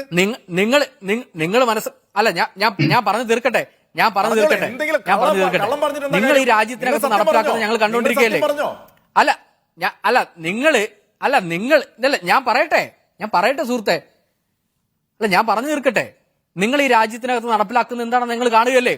നിങ്ങൾ വികസനത്തെ കുറിച്ച് പറയാനുള്ള യാതൊരു യോഗ്യത നിങ്ങൾക്കില്ല. നിങ്ങൾ ഈ കേരളത്തിനകത്ത് നൽകേണ്ട പല കാര്യങ്ങളെ പിടിച്ചു നിർത്തുകയല്ലേ? പെൻഷനെ സംബന്ധിച്ച് നിങ്ങൾ പറഞ്ഞു, പെൻഷന് നിങ്ങൾ ആകെ കൊടുക്കുന്നത് 6,000 പേർക്കാണ്, നിങ്ങൾ 6 ലക്ഷം പേർക്കാണ് നിങ്ങൾ പെൻഷൻ കൊടുക്കുന്നത്. ഇവിടെ 60 ലക്ഷം പേർക്ക് ഞങ്ങൾ പെൻഷൻ കൊടുക്കുകയാണ്. 6 ലക്ഷം പേർക്ക് കൊടുക്കേണ്ട പെൻഷന്റെ തുക പോലും നിങ്ങൾ പിടിച്ചു വെക്കുകയല്ലേ? നിങ്ങൾ പൂർത്തീകരിക്കുന്നില്ലല്ലോ. നിങ്ങൾ ഒരു രൂപ ഈ അല്ല, എനിക്ക് പറയാനുള്ള അവസരം തരണമെന്നേ. നിങ്ങൾ പറഞ്ഞപ്പോ ഞാൻ മിണ്ടിയില്ലല്ലോ. നിങ്ങൾ പറഞ്ഞപ്പോ ഞാൻ മിണ്ടിയിട്ടില്ലല്ലോ. നിങ്ങൾക്ക് പറയാനുള്ള അവസരമുണ്ട്. നിങ്ങൾ പറയുക. നിങ്ങൾ 1 രൂപ കേരളത്തിൽ നിന്ന് നികുതി വാങ്ങിയിട്ട് കേരളത്തിൽ തരുന്ന ആകെ 42 പൈസയാണ്. നിങ്ങൾ യുപിയിൽ അങ്ങനെയാണ് കൊടുക്കുന്നത്. യുപിയിൽ 2 രൂപ 20 പൈസയല്ലേ? ബീഹാറിൽ കൊടുക്കുന്ന 17 രൂപയല്ലേ? അപ്പൊ കേരളത്തിൽ നിന്ന് വാങ്ങിയ തുക, കേരളത്തിലെ സാധാരണപ്പെട്ടവരിൽ നിന്ന് വാങ്ങിയ തുക തിരികെ നൽകുന്നില്ലല്ലോ. ഇത് എല്ലാ മേഖലയിലും ഉണ്ട്. ഞാൻ എന്താ അതിന്റെ കണക്ക് വിശദീകരിക്കാൻ വേണ്ടി നിൽക്കണോ? കണക്ക് വിശദീകരിക്കാൻ എന്റെ ഉണ്ട്. ഞാൻ വിശദീകരിക്കാൻ വേണ്ടി നിൽക്കുന്നില്ല. ഇങ്ങനെ പല ഘട്ടങ്ങളിലായി കേരളത്തോടുള്ള വലിയ അവഗണന. കാര്യം എന്താ? ഇവർക്ക് ഈ രാജ്യത്തിന് ബദലായി നിൽക്കുന്നത് ഇടതുപക്ഷമാണ്. ആ ഇടതുപക്ഷം ബദലായി നിൽക്കുന്നത് കൊണ്ട് തന്നെ ഈ രാജ്യത്തിനകത്ത് കേരളത്തെ പിടിച്ചെടുക്കണം ഇവർക്ക്. അതിന്റെ പരിശ്രമത്തിന്റെ ഭാഗമായിട്ടാണ് ആദ്യം അക്രമ സംഭവങ്ങൾ ഇവിടെ കൊണ്ടുവന്നു നോക്കി, നടന്നില്ല, വിജയിച്ചില്ല. പിന്നെ കേന്ദ്ര അന്വേഷണ ഏജൻസികളെ കൊണ്ടുവന്നു, അതും വിജയിച്ചില്ല. പിന്നീട് അവർക്ക് ആകെ ഇവരുടെ മുമ്പിലുള്ളത് എന്താ? സാമ്പത്തികമായി ബുദ്ധിമുട്ടുണ്ടാക്കണം. സാമ്പത്തികമായി ബുദ്ധിമുട്ടുണ്ടാക്കിയാൽ ഈ കേരളത്തിലെ ജനങ്ങൾ കേരളത്തിലെ ഇടതുപക്ഷ ഗവൺമെന്റിനെ പിന്നെ ഒരുപക്ഷെ മോശമായി ചിത്രീകരിക്കണം, അല്ലെങ്കിൽ തള്ളിപ്പറയണം. ഇതാണ് ഇവരുടെ ലക്ഷ്യം. അതിനുവേണ്ടിയാണ് സാമ്പത്തികമായി പിരിമുറുക്കം കൊണ്ടുവരാനുള്ള പരിശ്രമം നടത്തിയത്. ഞാൻ അതവിടെ നിൽക്കട്ടെ. ഇവർ ഈ രാജ്യത്തിനകത്ത് ഈ പറയുകയാണ്, രാമക്ഷേത്ര നിർമ്മാണവുമായി ബന്ധപ്പെട്ട് ഈ 1992 ബാബരി മസ്ജിദ് തകർക്കുന്നതുമായി ബന്ധപ്പെട്ട് അന്ന് നടന്ന കലാപത്തിൽ, വർഗീയ ലഹളയിൽ 2000 ആൾക്കാരല്ലേ കൊല്ലപ്പെട്ടത്? അതിൽ ഹിന്ദുവും മുസൽമാനും ഉണ്ടല്ലോ. സാധാരണപ്പെട്ടവർ കൊല്ലപ്പെട്ടില്ലേ? അത് നടത്തിയതാരാ? ഇവിടത്തെ VHPയിലെ ആൾക്കാരല്ലേ? ഇവരെ RSSകാരല്ലേ? എന്തുകൊണ്ട് അവർക്ക് അന്ന് തടയാൻ വേണ്ടി കഴിഞ്ഞില്ല? അവിടെ കൊല്ലപ്പെട്ട ആളുകൾ സാധാരണപ്പെട്ടവരായിരുന്നില്ലേ? അങ്ങനെ കലാപം സൃഷ്ടിച്ചുകൊണ്ട് അതിൽ വോട്ട് നേടുക. 2024 തന്നെ രാമക്ഷേത്രത്തിന്റെ ഉദ്ഘാടനം നടത്തുന്നത് ഇത്ര പിടിവാശി എന്തായിരുന്നു നിങ്ങൾക്ക്? അതിന്റെ പണി പൂർണ്ണമായില്ലല്ലോ. 2025 അത് പൂർത്തീകരിച്ച് നിങ്ങൾക്ക് ആ രൂപത്തിലേക്ക് എത്താൻ വേണ്ടി കഴിയൂ. പക്ഷെ 2024 തന്നെ ഇതിന്റെ ഉദ്ഘാടനം നടത്തണം. ഉദ്ഘാടനം നടത്തിയാൽ മാത്രമേ ഇത് മുന്നോട്ട് വെച്ച് നിങ്ങൾക്ക് ഇവിടെ വോട്ട് നേടാൻ വേണ്ടി കഴിയൂ. നിങ്ങൾക്ക് വോട്ടാണ് ലക്ഷ്യം. പിന്നെ കോൺഗ്രസിനെ സംബന്ധിച്ച് ഇവിടെ സൂചിപ്പിക്കാനായിട്ടുള്ളത്, കോൺഗ്രസിന് നിലപാടില്ലെന്നേ. കോൺഗ്രസ് നിലപാടില്ല. കെ സുധാകരൻ ഒരു നിലപാട് പറയും, VD സതീശൻ ഒരു നിലപാട് പറയും. ഇവിടെ കോൺഗ്രസിന്റെ നേതാക്കൾ പലരും പല നിലപാടുകളാണ് പറഞ്ഞുകൊണ്ടിരിക്കുന്നത്. ഇത് ആദ്യഘട്ടം മുതൽ നമ്മൾ കണ്ടല്ലോ. 1989 അന്ന് ഈ ബാബരി മസ്ജിദിലേക്ക് ശിലാസ്ഥാപനം നടത്തുന്നതിന് വേണ്ടി VHPക്ക് ഒരുപക്ഷെ അംഗീകാരം നൽകിയത് അന്നത്തെ പ്രധാനമന്ത്രിയായ രാജീവ് ഗാന്ധിയല്ലേ? തുടർന്ന് 1992 ബാബരി മസ്ജിദ് തകർക്കുമ്പോൾ PV നരസിംഹറാവു ആയിരുന്നല്ലോ പ്രധാനമന്ത്രി. അതിനെ തടയാൻ വേണ്ടി ശ്രമിക്കാമായിരുന്നല്ലോ കോൺഗ്രസിന്റെ. അന്ന് ശ്രമിച്ചില്ലല്ലോ. അന്ന് വേണമെങ്കിൽ ഇത് മുന്നോടിയായി ഇത് കണ്ടതാണല്ലോ. 10 മാസം മുമ്പ് തന്നെ ഈ ബാബരി മസ്ജിദ് തകർക്കുമെന്നുള്ളത് അതിന്റെ ഇന്റലിജൻസ് റിപ്പോർട്ട് ഉൾപ്പെടെ ഉണ്ടായിരുന്നിട്ട് പോലും അത് തടയിടുന്നതിന് വേണ്ടിയുള്ള ഒരു പരിശ്രമം ഉണ്ടായിട്ടില്ല. അത് പരിശ്രമിക്കാൻ വേണ്ടി കോൺഗ്രസിന്റെ നേതൃത്വം തയ്യാറായില്ല. കാരണം അവർക്കും ഉണ്ടായിരുന്നു അവർ ഈ പറഞ്ഞ ഹൈന്ദവ സമീപനം, ഒരു ഹിന്ദുക്കളോടൊരു മൃദു ഹിന്ദുത്വ സമീപനം ഇവർ വെച്ചു പുലർത്തി. ഈ രാജ്യത്തിന്റെ മതേതര കാഴ്ചപ്പാട് ഉയർത്തിപ്പിടിച്ചില്ല. ഇവിടെ ഹിന്ദുവും മുസ്ലിമും ക്രിസ്ത്യാനിയും പാഴ്സിയും സിഖും ഒക്കെ ഒരുമിച്ച് കഴിഞ്ഞു പോകുന്ന ഒരു രാജ്യമല്ലേ? ആ രാജ്യത്തിനകത്ത് എല്ലാവർക്കും ഒരേ നിലപാടല്ലേ സ്വീകരിക്കേണ്ടത്? എല്ലാവർക്കും ഒരേ നിലയിൽ ജീവിക്കാനുള്ള അവകാശമുണ്ടല്ലോ. ജനിച്ച് ജീവിച്ച് മരിക്കുവാനുള്ള അവകാശമുണ്ടല്ലോ. ആ അവകാശം നിഷേധിക്കുന്ന സ്ഥിതിയല്ലേ ഇന്ന് കോൺഗ്രസിന് നിലപാട് സ്വീകരിക്കാൻ വേണ്ടി കഴിയുന്നില്ല. കോൺഗ്രസ് പറയണ്ടേ നിലപാട്? കോൺഗ്രസ് നിലപാട് പറയണ്ടേ? കാരണം ഇവർക്ക് പറയാൻ വേണ്ടി കഴിയില്ല. ആദ്യഘട്ടം മുതലേ ഇവർ സ്വീകരിച്ച സമീപനം ഇത് തന്നെയാണ്. അതുകൊണ്ടാണ് ഇവിടെ നേരത്തെ സൂചിപ്പിച്ചല്ലോ. BJP സംബന്ധിച്ച് പറയുമ്പോൾ ഇവിടെ BJP അധികാരത്തിൽ വന്ന ഘട്ടം മുതലേ എവിടെയും വർഗീയ കലാപത്തിലൂടെ അധികാരത്തിലേറാനുള്ള പരിശ്രമമാണ് ഇവർ നടത്തിയിട്ടുള്ളത്.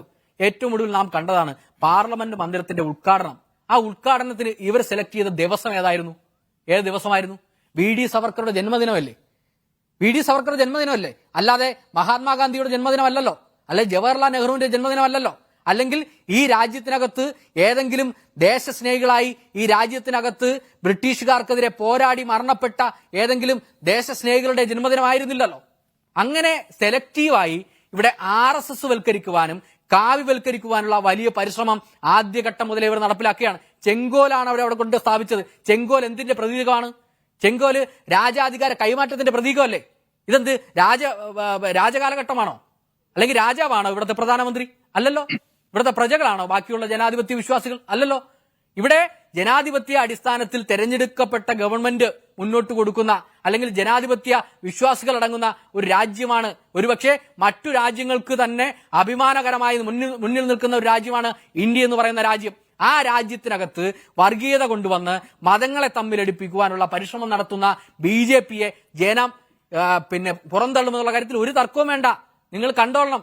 വരുന്ന തെരഞ്ഞെടുപ്പ് അതിന് മുൻപന്തിയിൽ തന്നെ നിൽക്കും. വരുന്ന തെരഞ്ഞെടുപ്പിനകത്ത് BJP പുറകിൽ പോകുമെന്നുള്ള കാര്യത്തിൽ യാതൊരു സംശയവും വേണ്ട. നിങ്ങളുടെ വോട്ടിംഗ് ശതമാനം 2004 എത്രയായിരുന്നു? 36% അല്ലേ? ബാക്കിയുള്ള 73% അല്ല 63% പുറത്തു നിൽക്കുകയാണ്. അത് നിങ്ങൾക്കെതിരാണെന്ന് ഓർത്തോളണം. അതുകൊണ്ട് വരുന്ന തെരഞ്ഞെടുപ്പിനകത്ത് അങ്ങനെ ഒരു ജനവികാരം ഇവിടെ ഉണ്ടാകും. രാമക്ഷേത്രം നിർമ്മിച്ചത് കൊണ്ട് മാത്രം നിങ്ങൾക്ക് വോട്ടായി മാറില്ല. നിങ്ങൾ മനസ്സിലാക്കേണ്ടത് ഹിന്ദുക്കളെല്ലാം ഇതെല്ലാം അംഗീകരിക്കുന്നു നിങ്ങൾ കാണണ്ട. രാമക്ഷേത്രം നിർമ്മിക്കുന്നതുകൊണ്ട് ഈ രാജ്യത്താകമാനുള്ള ഹിന്ദുക്കളെല്ലാം നിങ്ങളുടെ കൂടെയാണ് എന്നും നിങ്ങൾ പറയേണ്ടതില്ല. ഹിന്ദുക്കളായിട്ടുള്ളവർ പോലും, ഈ ശിവസേനയുടെ ഉൾപ്പെടെയുള്ള ആളുകൾ പോലും ഈ രാമക്ഷേത്ര ഉദ്ഘാടനത്തിനെതിരെ വരാതിരിക്കാൻ വേണ്ടി തയ്യാറാവുകയാണ്. അവിടെ നിങ്ങൾ മനസ്സിലാക്കേണ്ടത് ഹിന്ദുവായിട്ടുള്ള ഒരു നല്ലൊരു ശതമാനം ആളുകൾ തന്നെ ഇതിനെ അംഗീകരിക്കുന്നില്ല. കാരണം ഈ അകത്ത് ഇവിടെ ക്രമസമാധാനം ഉണ്ടാകണം. ഈ രാജ്യത്തിനകത്ത് എല്ലാ മനുഷ്യർക്കും ഒന്നിച്ചു ജീവിക്കുവാനുള്ള അവകാശം ഉണ്ടാകാൻ വേണ്ടി കഴിയണം എന്ന് ആഗ്രഹിക്കുന്നവരാണ് ഈ രാജ്യത്ത് ജീവിക്കുന്നവർ എന്ന് നിങ്ങൾ കാണണം. പിന്നെ ഇവിടെ ഒരു പ്രശ്നമുണ്ട്. ഇവർ പറഞ്ഞതുപോലെ ഇവിടെ കേരളത്തെ പോലെ അല്ല മറ്റു സംസ്ഥാനങ്ങൾ. ഇപ്പോഴും മാധ്യമങ്ങൾ ചെന്നെത്താത്ത ഇടങ്ങളുണ്ട്. വിദ്യാഭ്യാസം കൃത്യസമയത്ത് ലഭിക്കാത്ത ആളുകളുണ്ട്. എനിക്ക് തോന്നുന്നു പഠിക്കാൻ പോകാൻ കഴിയാത്ത വിദ്യാർത്ഥികൾ ഇന്ന് ഈ രാജ്യത്തിനകത്ത് നിലനിൽക്കുന്നുണ്ട്. പൂർണ്ണ സാക്ഷരത കൈവരിച്ചിട്ടുള്ളത് കേരളമാണ്. അത് കേരളത്തിൽ ഇടതുപക്ഷ ഗവൺമെന്റ് മാറി മാറി ഭരിക്കുമ്പോൾ ഇവിടുത്തെ വിദ്യാഭ്യാസ സംവിധാനത്തെ മെച്ചപ്പെടുത്തിയതുകൊണ്ടാണ്. അതുകൊണ്ട് ഇപ്പോഴും വിദ്യാസമ്പന്നരല്ലാത്തവർ ഈ രാജ്യത്തിനകത്തുണ്ട്. ഇവർ വീട്ടിൽ ചെന്ന് പറയുന്ന നുണകേട്ട് വിശ്വസിച്ച് ഇന്നും ഇവർക്ക് വോട്ട് ചെയ്യുന്ന ആളുകൾ ഈ രാജ്യത്തിനകത്തുണ്ട്. അതിനെ പ്രതിരോധിക്കാൻ ഒരുപക്ഷെ ഞങ്ങൾ എല്ലായിടത്തും ഉണ്ട് എന്ന് പറയുന്നില്ല. കോൺഗ്രസ് ഇവിടുത്തെ ഏറ്റവും വലിയ രാഷ്ട്രീയ പാർട്ടിയാണല്ലോ. ആ കോൺഗ്രസിന് അങ്ങനെ ജനങ്ങളുടെ അരികിലേക്ക് ഇറങ്ങിച്ചെന്ന് ഇവർ പറയുന്ന നുണയെ പൊളിച്ചെഴുതുവാൻ വേണ്ടി കഴിയാത്തതിന്റെ ഭാഗമായിട്ടാണ് BJP ഇന്നും പലയിടത്തും അധികാരത്തിലേക്ക് വരുന്നത്. ഇവർ കനകോലുവിനെ കൊണ്ടിറക്കി കേരളത്തെ ഇടതുപക്ഷത്തെ തകർക്കാൻ വേണ്ടി ശ്രമിക്കുമ്പോൾ ഇവർ പരിശ്രമിക്കേണ്ടത് ഈ രാജ്യത്ത് നിന്ന് അധികാരത്തിലിരിക്കുന്ന വർഗീയത പടർത്തുന്ന BJPയെ പുറന്തള്ളുവാനുള്ള പരിശ്രമമാണ് നടത്തേണ്ടത് ആദ്യമേ. ശരി ലിജു, ഇന്ന് രാത്രി സ്വപ്നം കാണാം. നരേന്ദ്രമോദി അധികാരത്തിൽ നിന്ന് താഴെ പോകും, നാളെ യെച്ചൂരി അധികാരത്തിലെത്തും, യെച്ചൂരി പ്രധാനമന്ത്രി ആവുന്ന സ്വപ്നവും കണ്ടിട്ട് ലിജു നന്നായിട്ട് ഉറങ്ങിയാൽ മതി. സാക്ഷാത്കരിക്കാൻ പോകുന്നതാണെന്ന് ഇപ്പോഴും ഈ നിലപാടില്ലാത്ത കോൺഗ്രസിനെ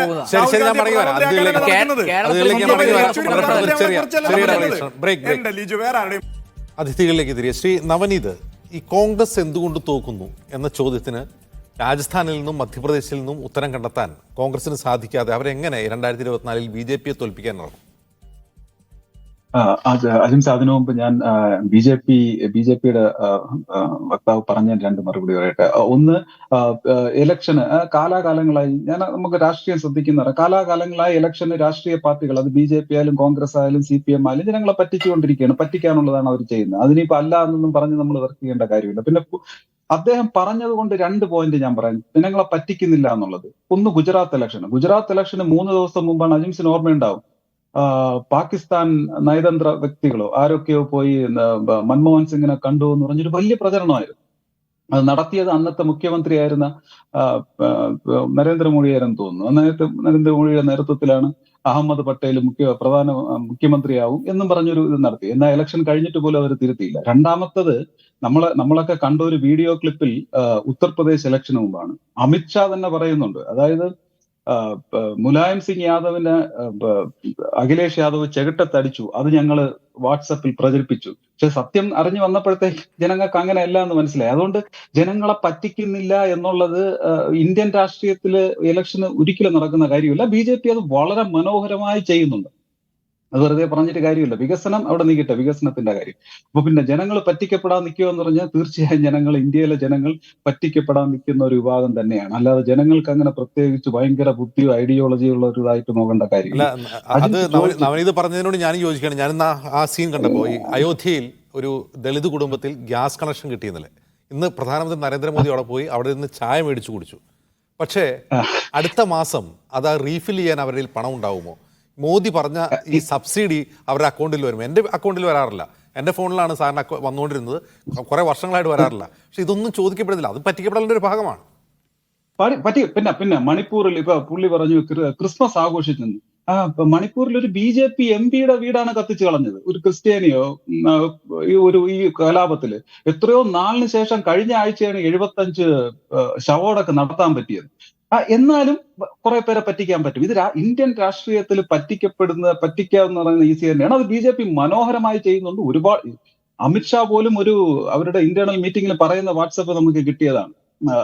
എങ്ങനെ കള്ളം പെട്ടെന്ന് പ്രചരിപ്പിക്കാം, എങ്ങനെ അതിൽ നിന്ന് ഇലക്ഷൻ ബെനിഫിറ്റ് ഉണ്ട്. നെഹ്റു പറ്റിച്ച കഥകളുണ്ടോ? ഉണ്ടാവാം സാർ. നെഹ്റു പറ്റിച്ചോ എന്നല്ല, നെഹ്റു പറ്റിച്ചിരിക്കുക. ഇന്ത്യൻ രാഷ്ട്രീയത്തിൽ ഇലക്ഷന്റെ സമയത്ത് ഇപ്പം ബാറ് പൂട്ടുക എന്നുള്ള കാര്യത്തിൽ 700 ബാറ് പൂട്ടുക എന്നുള്ള ഇത് ഇന്ത്യൻ രാഷ്ട്രീയത്തിൽ നിങ്ങൾക്ക് അങ്ങനെ വിശുദ്ധ പശുവൊന്നും ആവാൻ പറ്റില്ല മാഷെ. എല്ലാ രാഷ്ട്രീയ പാർട്ടികളും പാവപ്പെട്ട ജനങ്ങളെ പറ്റിച്ചുകൊണ്ടിരിക്കുകയാണ് ഇലക്ഷനിൽ. അത് പിന്നെ ആധാറിന്റെ ഞാൻ പറയട്ടെ സാർ, നിങ്ങൾ GST 4 കൊല്ലം തടഞ്ഞു വെച്ചു. GST ഒരിക്കലും പറ്റൂലെന്ന് പറഞ്ഞു വെച്ചു. അധികാരത്തിൽ വന്നത് GST നടപ്പാ. ഇതെല്ലാം പറ്റിക്കലിന്റെ ഭാഗം തന്നെയാണ്. അതുകൊണ്ട് നിങ്ങൾ ഒരിക്കലും പറ്റിക്കാത്ത, നിങ്ങൾക്ക് അങ്ങനെ യോഗി മഹർഷി വിശുദ്ധ പശു അങ്ങനെ ഒന്നുമില്ല. നിങ്ങൾ ഇന്ത്യൻ രാഷ്ട്രീയത്തില് സാധാരണക്കാരെ പറ്റിക്കുന്ന ഇന്ത്യൻ രാഷ്ട്രീയക്കാരുടെ കൂട്ടത്തിലുള്ളവർ തന്നെയാണ്. അല്ലാതെ നിങ്ങൾക്ക് ഒരു പ്രത്യേകതയില്ല. നിങ്ങൾ പ്രത്യേകത ഉണ്ടെങ്കിൽ നിങ്ങൾ കുറച്ച് ഭംഗിയായി കുറച്ച് കൂടുതൽ പറ്റിക്കുന്നതേ ഉള്ളൂ.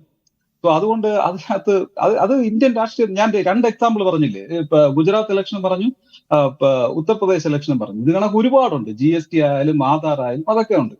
സോ അത് വിടും. പിന്നെ കോൺഗ്രസിന്റെ സംബന്ധിച്ച് കോൺഗ്രസിന് ഒരു അജിംസെ പറഞ്ഞത് ഈ അയോധ്യ ഇഷ്യൂ അല്ലെങ്കിൽ അയോധ്യ ചടങ്ങ് ഇല്ലെങ്കിൽ പോലും കോൺഗ്രസ് പ്രിപ്പയർഡ് ആണോ? അജിംസിന് തോന്നുന്നുണ്ടോ 2024 മെയ്യിലെ ഒരു ഉത്തരേന്ത്യയിലെ ഇലക്ഷന് വേണ്ടി കോൺഗ്രസ് പ്രിപ്പയർഡ് ആണെന്ന് എനിക്കിപ്പോഴും തോന്നുന്നില്ല. കഴിഞ്ഞ 10 ദിവസം മുമ്പ് കോൺഗ്രസിന്റെ ഓർഗനൈസേഷൻ കംപ്ലീറ്റ് ഉടച്ചു വാർത്തു. ആ ലിസ്റ്റ് കണ്ടാൽ ആദ്യം തോന്നുന്നത് ആ ലിസ്റ്റ് പ്രിപ്പയർ ചെയ്ത് അമിത്ഷാ ആയിരിക്കും എന്നാണ്. കാരണം ആ ലിസ്റ്റ് കണ്ടിട്ടുള്ള ആർക്കും ഉണ്ടാവുന്ന ഒരു ചോദ്യം, ഒരു സംശയം എന്ന് പറയുന്നത് ഇത് അമിത്ഷായുടെ നേതൃത്വത്തിലാണോ ഈ പ്രിപ്പയർ ഉണ്ടായിരിക്കുന്നത്. കാരണം നല്ല റിസോഴ്സുകൾ നല്ല രീതിയിൽ യൂസ് ചെയ്യാൻ ഇന്നും കോൺഗ്രസിന് അത് നോർത്ത് ഇന്ത്യയിലും പ്ലാൻ ചെയ്ത് പറ്റുന്നില്ല. ഒരു ചെറിയൊരു എക്സാമ്പിൾ പറയാം. നിങ്ങൾ ഛത്തീസ്ഗഡിലെ ഉത്തരവാദിത്തമാണ് സച്ചിൻ പൈലറ്റിന് കൊടുത്തിരിക്കുന്നത്. ഛത്തീസ്ഗഡിൽ സച്ചിൻ പൈലറ്റിന് ഒന്നും അധികം ചെയ്യാനില്ല. അതേസമയം സച്ചിൻ പൈലറ്റിനെ കൊണ്ട് ഒരുപാട് ചെയ്യാൻ പറ്റുന്ന മേഖലകളുണ്ട്. ഇത് ഞാൻ ഒരു എക്സാമ്പിൾ പറഞ്ഞാണ്. അപ്പം ഈ അയോധ്യ ഇഷ്യൂ ഇല്ലെങ്കിൽ പോലും, ജനുവരി 22-ന് ചടങ്ങില്ലെങ്കിൽ പോലും എനിക്കിപ്പോഴും തോന്നുന്നില്ല 2024 മെയ്യിലെ ഇലക്ഷന് BJP എന്ന ഇലക്ഷൻ മെഷീനറിയെ നേരിടാൻ കോൺഗ്രസ് തയ്യാറാണ്. അത് on top of that Ayodhya കൂടെ വരുമ്പോൾ വലിയ ബുദ്ധിമുട്ടായിരിക്കും കോൺഗ്രസിനെ സംബന്ധിച്ചിടത്തോളം. അവരൊരിക്കലും രാജസ്ഥാനെന്നോ മധ്യപ്രദേശിനോ പഠിച്ചു എന്ന് വിചാരിക്കുന്നില്ല. ശരി, ശ്രീ ഗണേശ്, ഇപ്പോൾ ഇന്ന് മോദി അവിടെ ഷോക്കേസ് ചെയ്തത് നിങ്ങളുടെ അഭിപ്രായ പ്രകാരം എന്താണ് BJP ചെയ്യാൻ പോകുന്നത് എന്നാണ്. BJP ചെയ്യാൻ പോകുന്ന അവിടെ ഒരു പ്രധാനമന്ത്രി ഒരു എയർപോർട്ട് ഉദ്ഘാടനം ചെയ്തു. കഴിഞ്ഞ ഏതാനും മാസം മുമ്പാണ് ഈ ഏവിയേഷൻ മിനിസ്റ്റർ ജ്യോതിരാദിത്യ സിന്ധ്യ ഒരു ക്ലെയിം നടത്തിയിരുന്നു. കോൺഗ്രസിൻ്റെ കാലത്ത് ആകെ 74 വിമാനത്താവളങ്ങളെ ഇന്ത്യയിൽ ഉണ്ടാക്കിയിട്ടുള്ളൂ. ഞങ്ങൾ ഈ 9 വർഷം കൊണ്ട് 94 ഉണ്ടാക്കിയെന്നാണ് പറയുന്നത്. ഞാൻ പല ഈ ഇന്ത്യൻ നഗരങ്ങളിൽ സഞ്ചരിക്കാറുണ്ട്. ഏത് എയർപോർട്ടാണ് മോദി ഉദ്ഘാടനം ചെയ്ത് അത് ഫുൾ ഫങ്ഷണലായി പ്രവർത്തിക്കുന്നത് ഈ 94 അതിന് ഉത്തരം പറയാം. അതിന് മുന്നേ ഈ ഇന്ത്യൻ രാഷ്ട്രീയത്തിൽ പറ്റിക്കുന്ന സമയത്ത് നമ്മുടെ നെഹ്റു കുടുംബത്തിന് ഗാന്ധി എന്നുള്ള പേര് ജനങ്ങളെ പറ്റിച്ചതുപോലെ ആയിരിക്കും ഉദ്ദേശിച്ചിട്ടുണ്ടാവുക, സ്വാഭാവികം. പിന്നെ നേരത്തെ CPM-ന്റെ പ്രതിനിധി പറഞ്ഞു ഞങ്ങൾ ഈ ക്ഷേത്ര കാര്യങ്ങളൊന്നും ഇടപെടാറില്ല. ഇവിടെ ഇടതുപക്ഷം തന്നെ ഭരിക്കുന്ന കേരളത്തിൽ തന്നെയല്ലേ ക്ഷേത്രങ്ങൾ ഭരിച്ചുകൊണ്ടിരിക്കുന്ന ആരാ? ഇവിടുത്തെ മതേതര സർക്കാർ തന്നെയല്ലേ. എന്തേ മറ്റ് മതസ്ഥരായിട്ടുള്ള ആളുകളുടെ ആരാധനാലയങ്ങൾ നിങ്ങൾ ഭരിക്കാത്തത്? അവിടേക്കൊന്ന് എത്തി നോക്കാൻ പോലും പറ്റാത്തത്? എന്തെങ്കിലുമൊക്കെ പറയരുത്. എന്തെങ്കിലും 4 വോട്ട് കിട്ടും എന്ന് വിചാരിച്ചിട്ട് എന്തെങ്കിലും പറയുക എന്ന് പറയുന്നത് ഒരു ശരിയായ രീതിയല്ല. അതുകൊണ്ട് ഞങ്ങൾ മുന്നോട്ട് വെക്കുന്നത്, ഇപ്പോൾ അജിംസ് പറഞ്ഞു, ഞങ്ങൾ മുന്നോട്ട് വെക്കുന്നത് ഈ രാജ്യത്തിൻ്റെ അടിസ്ഥാന സൗകര്യ വികസനങ്ങളാണ്. ഈ രാജ്യത്ത് ഇവിടെ നമ്മുടെ ദേശീയപാത വികസനം എങ്ങനെയാണ് നടപ്പിലാക്കുന്നത്? രാജ്യത്ത് ദേശീയപാത വികസനം എങ്ങനെയാണ് നടപ്പിലാക്കുന്നത്? ഈ സംസ്ഥാനത്ത് പോലും ദേശീയപാത വികസനം, ഈ രാജ്യം കാണാത്ത തരത്തിലുള്ള ദേശീയപാത വികസനങ്ങൾ എങ്ങനെയാണ് നരേന്ദ്രമോദി സർക്കാർ അധികാരത്തിൽ വന്നതിന് ശേഷമല്ലേ കണ്ടത് നമ്മൾ? അപ്പോൾ ഞാൻ പറഞ്ഞല്ലോ, ഞങ്ങൾ മുന്നോട്ട് വെക്കുന്നത് വികസനത്തിൻ്റെ രാഷ്ട്രീയമാണ്. ഇവിടെ നമുക്കും ഒരു ഉദാഹരണം എടുത്തു നോക്കൂ. അയോധ്യ പോലെ തന്നെയുള്ള സ്ഥലമാണ് ശബരിമല എന്ന് പറയുന്നത്. എന്താ നമ്മുടെ ശബരിമലയിൽ 1,00,000 പേരാ ഒരു ദിവസം വരുന്നത്. ഈ സൗത്ത് ഇന്ത്യയിൽ നിന്നുള്ള നിരവധിയായിട്ടുള്ള ഭക്തന്മാർ വന്നിട്ട് ഈ സർക്കാരിനെ തെറി വിളിച്ച്, അതേ എല്ലാ മാധ്യമങ്ങളും നമ്മൾ കണ്ടില്ലേ ഈ സർക്കാരിനെതിരെ മുദ്രാവാക്യം വിളിച്ചു പോകുന്നത്. എന്തുകൊണ്ടാണ്? അവിടെ മല കയറാൻ പറ്റാതെ തിരിച്ചു പോയിട്ട് വന്നിട്ട് പന്തളത്ത് വന്നിട്ട് മാല വീഴേണ്ട ഗതികേട് ഈ സംസ്ഥാനത്തല്ലേ ഉണ്ടായിരിക്കുന്നത്. വലിയ വികസനങ്ങൾ നടപ്പിലാക്കാൻ പറ്റുന്ന ഒരു സ്ഥലമല്ലേ ഈ രാജ്യത്ത്, ഈ സംസ്ഥാനത്തെ വികസിപ്പിച്ചെടുക്കുന്നതിന്. കാരണം ഇവിടെ അങ്ങനത്തെ ഒരു വികസനത്തെക്കുറിച്ച് ചിന്തിക്കുവാൻ കഴിവുള്ള നേതൃത്വമില്ല. ഇവിടെ കാരവാൻ വേണം, ഇവിടെ സഞ്ചരിക്കുന്ന നല്ല AC നല്ല കക്കൂസുള്ള ബസ് വേണം. ഇത്തരത്തിലുള്ള വികസനമാണ് ഇവർ ചിന്തിക്കുന്നത്. ഇതാ ഇപ്പോൾ ഒരു രണ്ടാൾക്കാർ രാജിവെച്ചു. ആ മന്ത്രിമാർക്കുള്ള മന്ത്രിമാരുടെ സ്റ്റാഫിലുള്ള ആൾക്കാർക്ക് പെൻഷൻ കൊടുക്കണം.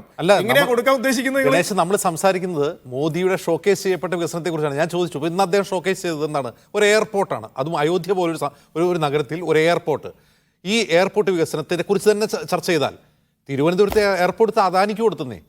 നമുക്ക് രണ്ടാമത്തെ മോദി പോയത് ഞാൻ പറഞ്ഞു, ഒരു ദളിത് കുടുംബത്തിൻ്റെ മീര മാച്ചി എന്ന് പറയുന്ന ഒരു സ്ത്രീയുടെ വീട്ടിലാണ് പോയത്. അവരോട് പറയാണ്, നിങ്ങൾക്ക് 10 കോടി പേർക്ക് കണക്ഷൻ കൊടുത്തു, 10ാമത്തെ കോടി ആളാണ് നിങ്ങൾ, ഞാൻ ഇവിടെ ഒന്ന് ചായ കുടിക്കുന്നു എന്നൊക്കെ മോദി പറയുന്നു. അവർ നന്ദി പറയുന്നു. അടുത്ത മാസം അവർ സിലിണ്ടർ നിറച്ചാൽ സബ്സിഡി കിട്ടുമെന്ന് നിങ്ങൾക്ക് ഉറപ്പുണ്ടോ?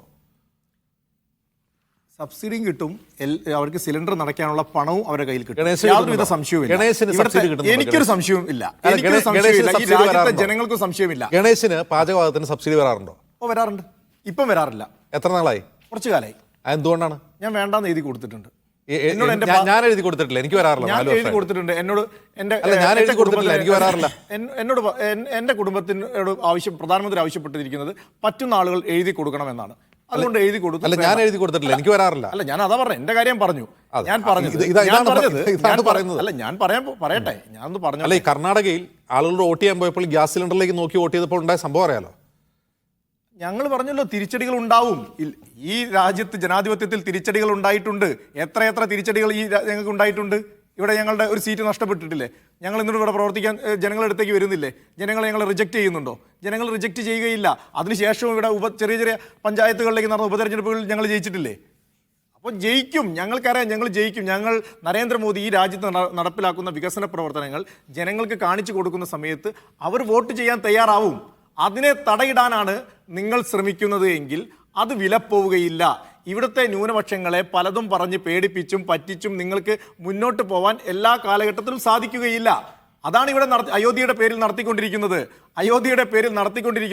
ഞാൻ ചോദിക്കട്ടെ, ഇവിടെ CPM-ന്റെ പ്രതിനിധി ഇവിടെ ഘോരം പ്രസംഗിക്കുന്നില്ലേ യെച്ചൂരിയെ പ്രധാനമന്ത്രിയാക്കാൻ വേണ്ടി? ഗണേശ് എന്താ പറയുന്നത്? അയോധ്യയുടെ പേരിൽ ആരാണ് പേടിപ്പിക്കുന്നത്? അയോധ്യയ്ക്ക് ശേഷം ഇനി വാരാണസി, അയോധ്യയ്ക്ക് ശേഷം മധുര എന്നൊക്കെ പറഞ്ഞ് പേടിപ്പിക്കുന്ന ആരാ? കോൺഗ്രസ്സുകാർ, CPM-കാരും അവിടെ? അല്ല, ആരെ പേടിപ്പിച്ചു? ആരെ ഞങ്ങൾ പേടിപ്പിച്ചത്? ഒരാളെയും ഞങ്ങൾ പേടിപ്പിച്ചില്ല. ഞാൻ പറഞ്ഞല്ലോ, അയോധ്യയിൽ എത്ര നൂറ്റാണ്ട് BJP RSS എന്ന് പറയുന്ന പ്രസ്ഥാനത്തെ ചിന്തിക്കുന്നതിന് മുന്നേ, അങ്ങനെ ഒരു സാധനം ചിന്തിക്കുന്നതിന് മുന്നേ, എത്ര നൂറ്റാണ്ടുകൾക്ക് മുന്നേ അയോധ്യ എന്ന് പറയുന്ന പ്രശ്നം ഈ രാജ്യത്ത് ഈ നാട്ടിൽ കത്തിക്കൊണ്ടിരുന്നു. എന്തൊക്കെ തരത്തിലുള്ള കലാപങ്ങൾ ഈ നാട്ടിലുണ്ടായിരുന്നു? അത് BJP വന്നതിന് ശേഷമാണോ ആ കലാപങ്ങൾ ഉണ്ടായത് അയോധ്യയിൽ? അയോധ്യയുടെ പ്രശ്നം ഉണ്ടാക്കിയത് BJP ആണോ? അല്ല, ഞാൻ ചോദിക്കുന്നത് ഡിസംബർ 6 വിജയ ദിവസമായിട്ട് ആചരിക്കുന്ന ആറിലാണോ ഈ പ്രശ്നം ആരംഭിച്ചത്? അല്ലല്ലോ, അത് വിജയ ദിവസമായി ആചരിക്കുന്ന രാജ്യത്ത് ഇനി 3000 പള്ളികളുടെ ലിസ്റ്റ് ഉണ്ട് എന്ന് പറഞ്ഞ ആളുകളെ പേടിപ്പിക്കുന്ന ആരാണ്? അത് കോൺഗ്രസ് CPM അല്ലല്ലോ ഗണേഷ്. ഗണേഷ്, ഈ 3000 പള്ളികളുടെ ലിസ്റ്റ് ഇട്ടുകൊണ്ട് ന്യൂനപക്ഷങ്ങളെ പേടിപ്പെടുത്തുന്നത് കോൺഗ്രസും CPM അല്ല, നിങ്ങൾ തന്നെയല്ലേ? ഞാൻ അതാ പറഞ്ഞത്, ഈ BJP അല്ലെങ്കിൽ RSS, നിങ്ങൾ പറയുന്ന ഈ RSS ഒക്കെ ഉണ്ടാക്കണം എന്ന് ചിന്തിക്കുന്നതിലേക്ക് എത്ര നൂറ്റാണ്ടുകൾക്ക് മുന്നേ ഒരു പ്രശ്നമുണ്ട്. ആ പ്രശ്നം എത്ര ഭംഗിയായിട്ടാണ് ഇരു സമുദായങ്ങൾക്കും യാതൊരുവിധ ബുദ്ധിമുട്ടുകളും ഇല്ലാതെ, അവർക്കൊരു ഒരു വേദനയും ഇല്ലാതെ അവരെത്ര ഭംഗിയായിട്ടാണ് ഈ നാട്ടിലെ സർക്കാർ അത് പരിഹരിച്ചത്. സർക്കാരല്ല, കോടതിയെ ആഗ്രഹിക്കുന്നത്. അത് കോടതിയെ പരിഹരിച്ചത്, സർക്കാരിന് എന്ത് പങ്ക് അതിൽ? അതല്ല, സർക്കാർ ഉണ്ടാക്കിയ വിധിയാണോ അത്? നിങ്ങൾ അങ്ങനെയാണോ വ്യാഖ്യാനിക്കുന്നത്? ഒരു കോടതി വിധി ഇത്ര ഭംഗിയായിട്ടാണ് നടപ്പിലാക്കിയത്. ഓക്കെ, അല്ല, ഞാൻ പറഞ്ഞത് അങ്ങനെ പരിഹരിക്കപ്പെടരുത് എന്നാണോ നിങ്ങൾ ആഗ്രഹിക്കുന്നത്? അല്ല, നമ്മളൊന്നും അങ്ങനെ ആഗ്രഹിച്ചില്ല. ഞാൻ എല്ലാ ചോദിക്കുകയാണ്. കാലഘട്ടത്തിലും ഒരു സമുദായം, ഇവിടെ ഇരു സമുദായങ്ങൾ തമ്മിൽ ഇവിടെ അടിച്ച് മുന്നേറണമെന്നാണോ നിങ്ങൾ ആഗ്രഹിക്കുന്നത്? ഞങ്ങൾ അങ്ങനെയല്ല ആഗ്രഹിക്കുന്നത്. ഞങ്ങൾ ആഗ്രഹിക്കുന്നത് ഇരു സമുദായങ്ങൾ അടിച്ചു മുന്നേറി പോകേണ്ട സാഹചര്യമല്ല ഈ രാജ്യത്ത് വേണ്ടത്. വികസനമാണ്. കാശ്മീരിൽ ഞങ്ങൾ എന്താ എല്ലാത്തരം പരീക്ഷണങ്ങളും ഞങ്ങൾ നടത്തി നോക്കിയില്ലേ? എല്ലാത്തരം പരീക്ഷണങ്ങളും നടത്തി നോക്കി. ഇപ്പോൾ എന്താ ഉണ്ടായത്? അവിടുത്തെ കാശ്മീരിൽ നടക്കുന്ന വികസനങ്ങൾ ഇന്ന് ടൂറിസത്തിന്റെ ഏറ്റവും വലിയ പറുദീസയായിട്ട് മാറിക്കൊണ്ടിരിക്കുന്നു. കാശ്മീരിൽ നടക്കുന്ന വികസനം കഴിഞ്ഞ ആഴ്ച കേട്ടു 6 സൈനികരാണ് വീരമൃത്യു വരിച്ചത്. പ്രതിരോധ മന്ത്രിക്ക് അവിടെ നേരിട്ട് സന്ദർശിക്കേണ്ടി വന്നു. ഒരു സുപ്രഭാതം കൊണ്ട് പരിഹരിക്കുന്നതല്ല. ഇവിടെ നെഹ്റുവിന്റെ തട്ടിപ്പ് കേട്ട ആൾക്കാർ ഉണ്ടാക്കി വെച്ച കാര്യങ്ങളാണ്. എത്ര ഭംഗിയായിട്ടാണ് പരിഹരിക്കാൻ ശ്രമിക്കുന്നത്. നിങ്ങൾ പരിഹരിച്ചു എന്നാണ് പറഞ്ഞത്. കശ്മീർ ഇപ്പോൾ ശാന്തമാണ്. അവിടെ എല്ലാം ടൂറിസം ഒക്കെ ഭയങ്കര ഫ്ലറിഷ് ചെയ്യുന്നു നിങ്ങളാണ്. ആളുകൾ അങ്ങോട്ട് പോകുന്നു, ഇപ്പോഴും പോകുന്നു. കേരളം ഉൾപ്പെടെയുള്ള ആളുകൾ, ബ്ലോഗർമാരൊക്കെ പോകുന്ന വീഡിയോ എത്ര ഭംഗിയായിട്ട് കാണാൻ കൊതിക്കുകയാണ്. ഒന്ന് സമയം കിട്ടിയാൽ ഒന്ന് കാശ്മീരിൽ പോകാൻ വേണ്ടി കൊതിക്കുകയാണ് നമ്മളൊക്കെ. കാരണം പണ്ടങ്ങനെയായിരുന്നു. നമ്മൾ പോവോ? കാശ്മീരിൽ കേട്ടാ പോവോ? ആൾക്കാർ പോവില്ല, പേടിക്കും. ആ പേടിപ്പെടുത്തുന്ന നാട്ടിൽ നിന്ന് പേടിക്കാതെ എന്താ നമ്മുടെ ടൂറിസം മേഖല ആസ്വദിക്കുവാനുള്ള സ്ഥലമായിട്ട്, രാജ്യത്തെ ഏറ്റവും പ്രധാനപ്പെട്ട ടൂറിസം സെന്റർ ആയിട്ട് ഈ രാജ്യത്ത് മാറിക്കഴിഞ്ഞു. അതൊരു നട്ടലുള്ള ഭരണാധികാരി ഈ രാജ്യം ഭരിക്കുന്നത് കൊണ്ട് തന്നെയാണ്. അതിനെ എന്താ പറയാ, അസൂയോട് നിങ്ങൾക്ക് നോക്കിക്കാണാം. അല്ലാതെ നിങ്ങൾ ഈ നേരത്തെ പറഞ്ഞ പോലെ മോഡി വരും, നിങ്ങളെ ഇവിടുത്തെ ന്യൂനപക്ഷങ്ങളെ ഇല്ലാതെ ഒരു ന്യൂനപക്ഷങ്ങളെയും ഇല്ലാതാക്കി കളയാനല്ല നരേന്ദ്രമോദി ഭരിച്ചുകൊണ്ടിരിക്കുന്നത്. ഇവിടുത്തെ ന്യൂനപക്ഷങ്ങൾക്കും വേണ്ടിയിട്ടാണ് ഈ സർക്കാർ.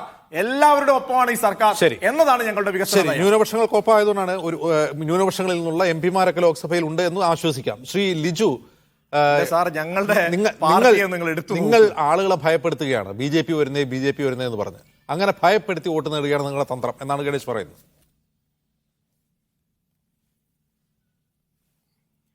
ബി ജെ പി വരുന്ന പറഞ്ഞ് ഭയപ്പെടുത്തേണ്ട ഒരു കാര്യം നോക്കില്ല. കാരണം ഞങ്ങൾക്ക് ഇവരെ ഭയമില്ല.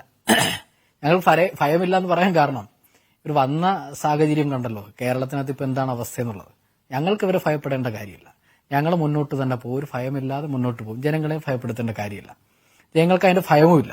പിന്നെ നട്ടലുള്ള പ്രധാനമന്ത്രിയാണ് ഇവർ ഭരിക്കുന്നത്. ഇവർ പറയുന്നത് നട്ടലൊക്കെ നമ്മൾ കാണുകയാണ്. അദ്ദേഹത്തിന്റെ നട്ടൽ എന്താണെന്ന്. മീഡിയയുടെ മുമ്പിൽ ഒരു ചോദ്യത്തിന് ഉത്തരം പറയാൻ പോലും ഇല്ലാത്ത നട്ടലാണ് ഈ പറയുന്ന നട്ടല്. പിന്നെ ഇദ്ദേഹത്തിന്റെയൊക്കെ തലയിൽ എനിക്കൊന്ന് തലച്ചോറിനകത്ത് ആകെ മൊത്തം ചാണകം നിറഞ്ഞിരിക്കുന്ന ഒരു അവസ്ഥയാണ്. കാരണം അദ്ദേഹം എന്താണ് പറയുന്നതെന്ന് അദ്ദേഹത്തിന് തന്നെ തിരിച്ചറിയാൻ കഴിയുന്നു. എന്ത് പച്ചയായ നുണയാണ് പറഞ്ഞുകൊണ്ടിരിക്കുന്നത്. പച്ചയായ നുണ പറയാ, ഒരു ഉളുപ്പുമില്ലാതെ നുണ പറയാ. ഇവിടെ ഈ രാജ്യത്തിനകത്ത് ഇവര് എന്താ ടൂറിസം, ഇദ്ദേഹം പറയുന്ന ടൂറിസം കാണണമെങ്കിൽ അങ്ങ് പിന്നെ ജമ്മുവിലേക്ക് പോകണമെന്ന ടൂറിസം കാണണം. ഇദ്ദേഹത്തെ യഥാർത്ഥത്തിൽ അവസ്ഥ ഇപ്പോഴും ചെല്ലുമ്പോ അറിയാം. നിങ്ങൾ യു പിയിലും ഗുജറാത്തിലേക്ക് പോകണം. നിങ്ങളുടെ ഇന്നത്തെ അവസ്ഥ കാണണമെങ്കിൽ അവിടുത്തെ കടവരാന്തയിൽ കാണാം. ഇപ്പോഴും നടക്കുന്ന ആളുകളെ കാണാം. അവിടെ കുടില് കെട്ടിക്കിടക്കുന്ന ടാർപ്പോളം കെട്ടിക്കിടക്കുന്ന ആളുകളെ കാണാം. ഗംഗയിലൂടെ ശവ ഒഴുകി പോകുന്ന കാഴ്ച കാണാം. നിങ്ങൾ പോയി കഴിഞ്ഞാൽ നിങ്ങളുടെ വികസനം, നിങ്ങളുടെ രാജ്യത്തിന്റെ വികസനം ഉണ്ടല്ലോ, നിങ്ങളുടെ രാജ്യത്തിന്റെ വികസനം നിങ്ങൾ ഇന്ന് ഈ പറയുന്ന നിലയിലേക്ക് ബി ജെ പി ഭരിക്കുമ്പോൾ ഈ രാജ്യത്തിന്റെ വികസനത്തെ കുറിച്ച് നിങ്ങൾ പറയാതിരിക്കുന്നതാണ് കൂടുതൽ നല്ലത്. ഈ രാജ്യത്തെ പിന്നെ ഒരുപക്ഷെ ബ്രിട്ടീഷുകാരുണ്ടായിരുന്ന സമയത്ത് ഈ രാജ്യത്തെ പിടിച്ചടക്കി വെച്ചിരുന്നു. അന്ന് നമ്മൾ സ്വാതന്ത്ര്യ സമരത്തിലേക്ക് ഇറങ്ങുന്ന സാഹചര്യം ഉണ്ടായി. ഇപ്പോ വീണ്ടും ഈ രാജ്യത്തിന്റെ അവസ്ഥ അങ്ങനെയാണ് എന്നുള്ളതാണ് ഞങ്ങളെ വിലയിരുത്തുന്നത്. കാരണം രാജ്യത്തെ ആകമാനം വിൽക്കുകയാണ്. കണ്ടല്ലോ ഓരോന്ന് നേരത്തെ സൂചിപ്പിച്ചു. ഈ തിരുവനന്തപുരം ജില്ലയിലെ എയർപോർട്ട് നിങ്ങൾ വിറ്റു. അടുത്ത് ഇവിടെ വികസനമാണ് ലോക്സഭാ തെരഞ്ഞെടുപ്പിലെ ചർച്ചയെങ്കിൽ അത് ചോദ്യം ഉയർത്താനും അതിന് ബി ജെ പിക്ക് മറുപടി കൊടുക്കാനും പ്രതിപക്ഷത്തിന് കഴിയുമോ, ഇന്ത്യ മുന്നണിക്ക് കഴിയുമോ, എല്ലാത്തിനും ഉപരി കോൺഗ്രസിന് കഴിയുമോ എന്നൊരു ക്വസ്റ്റ്യനാണ് അവശേഷിക്കുന്നത്. അതിന് കോൺഗ്രസ് ആണ് മറുപടി പറയേണ്ടത്. വളരെ നന്ദി ശ്രീ ലിജു, ശ്രീ നവനീത്, ശ്രീ ഗണേഷ്. ഇത്രയും സംസാരിച്ചതിന് ഒരു ഇടവേള.